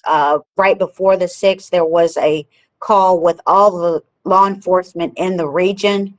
But as it relates to them doing sweeps of the extended jurisdiction, there was no conversation specific to that. I mean, this is maybe an extended jurisdiction, but this is just a block away, basically. So it's within eye view of the capital of our Rayburn and Longworth. The reason why I asked this, Chief, is because a potential next attack may not necessarily be the way it occurred on January 6th. And so I'm concerned that your sweeping operations for explosives may have to be improved and increased dramatically to keep us all safe. I think that it's important that you come back to us at another point with more detailed information about your capability to do this and whether or not, in fact, how extensive was it done on January 6th or the days before the seditious insurrection. I think it's important that we have that information and that you have the capability to do that kind of work. Mr. Chairman, I yield back. Thank you, sir. Go ahead, I'm Chief. sorry, sir. Yes, we will evaluate that. I know that the task force that's been assigned has already leaned forward in making recommendations in that area. With that said, while there were no sweeps done of the RNC, DNC prior to the 6th, we have coordinated routine patrols, posting officers and a marked unit outside of those areas to ensure the safety of the community. But as it relates to K9 specifically, we will lean forward with those recommendations and look forward to hearing what those assessments suggest and, proceed accordingly. Thank you, Ms. Bayat, for doing that. So just a couple quick follow-ups, Chief. My understanding was that the K9 units weren't sweeping. Are you clear on that? We're not sweeping. You were saying we were leaning in, all hands on deck. My understanding was that there were a lot of dogs in the K9 unit that weren't being used. Is that true? I will follow up on the number of dogs being used, but I can tell you right now that we did conduct sweeps of the campus on January 6th. There's no doubt about that. Okay, but it was like as to the number of dogs that were used to participate in the sweeps, I'd follow up on the specific number. But as far as the sweep of the campus, those happen daily. Yeah, no, I'm just saying the previous answers that you gave were all hands on deck, leaning in, all of that. And if there were not enough sweeps happening, not enough dogs happening, because the pipe bombs were they called in or were they spotted? How did you find that information out? The RNC owner notified us, But as far, going back to what you said about the sweeps, no, we are very clear on that as far as them sweeping the campus. Okay. Yes, sir. You're saying that I just want to be very clear, because your position has been throughout the last 2.5 hours, and we thank you for all your time, is that it was all hands on deck. And I remember yesterday, it was Captain Mendoza was saying she was on her way home and had to get called back. So what does that mean? I mean, that to me doesn't seem like all hands on deck if people are. Absolutely. And thank you, Chairman Ryan, for providing us the opportunity to clarify. All hands on deck doesn't mean that they're all here at the same time. All hands on deck means that we were preparing for an operational period that would exceed 24 hours. So we bring in the bulk of the workforce during the heightened periods that we expect demonstrations. But we do understand that our workforce is human. They can't just continually work exceedingly past 24 hours. So there's a contingent of the workforce that comes in to provide relief for those that have been here in excess of 20 hours, sir. I got you.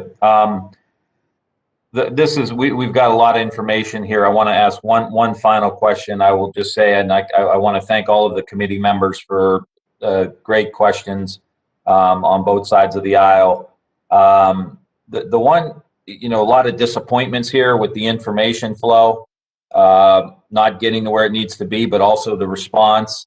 Again, what's a credible threat? Many of us would think that information that was being presented was a credible threat.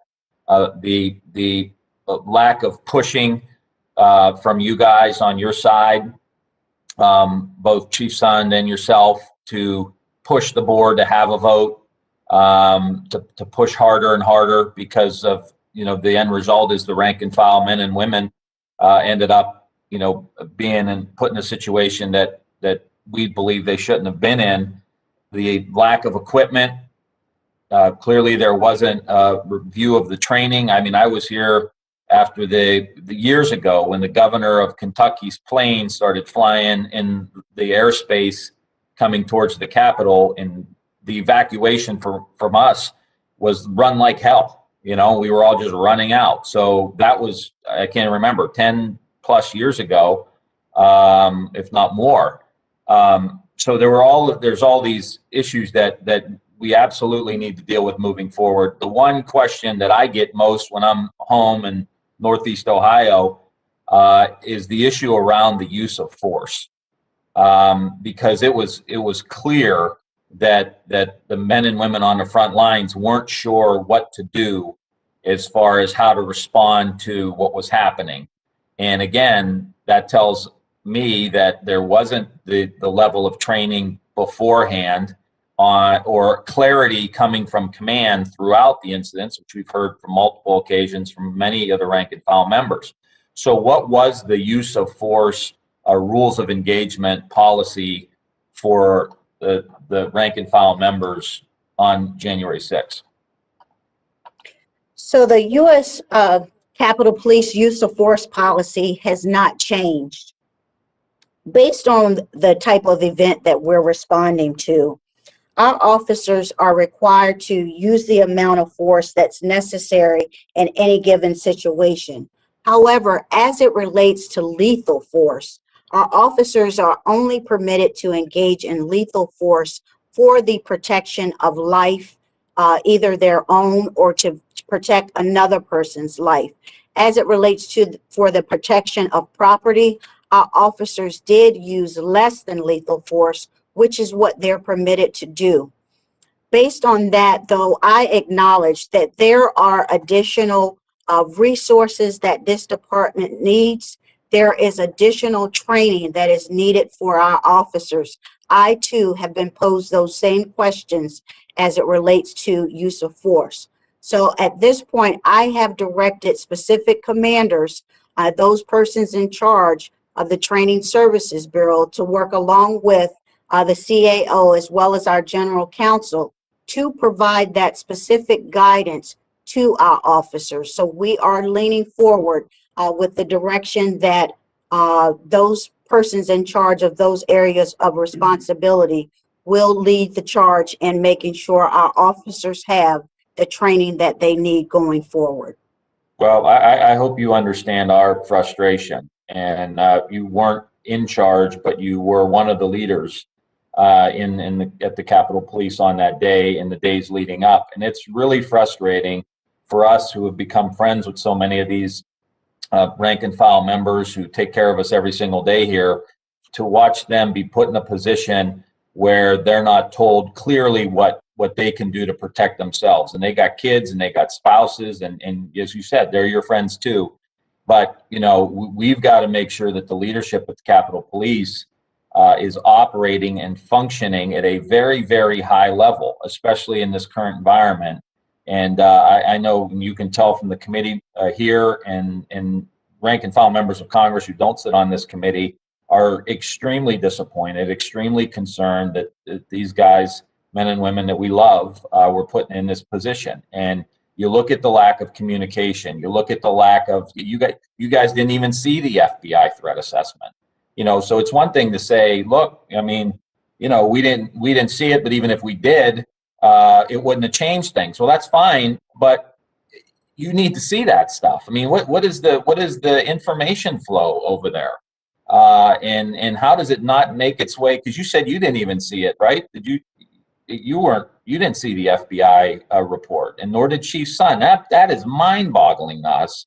How, given everything going on, the FBI issues some kind of report that confirms your intelligence, and it never makes its way to the chief of police, or never made its way to you.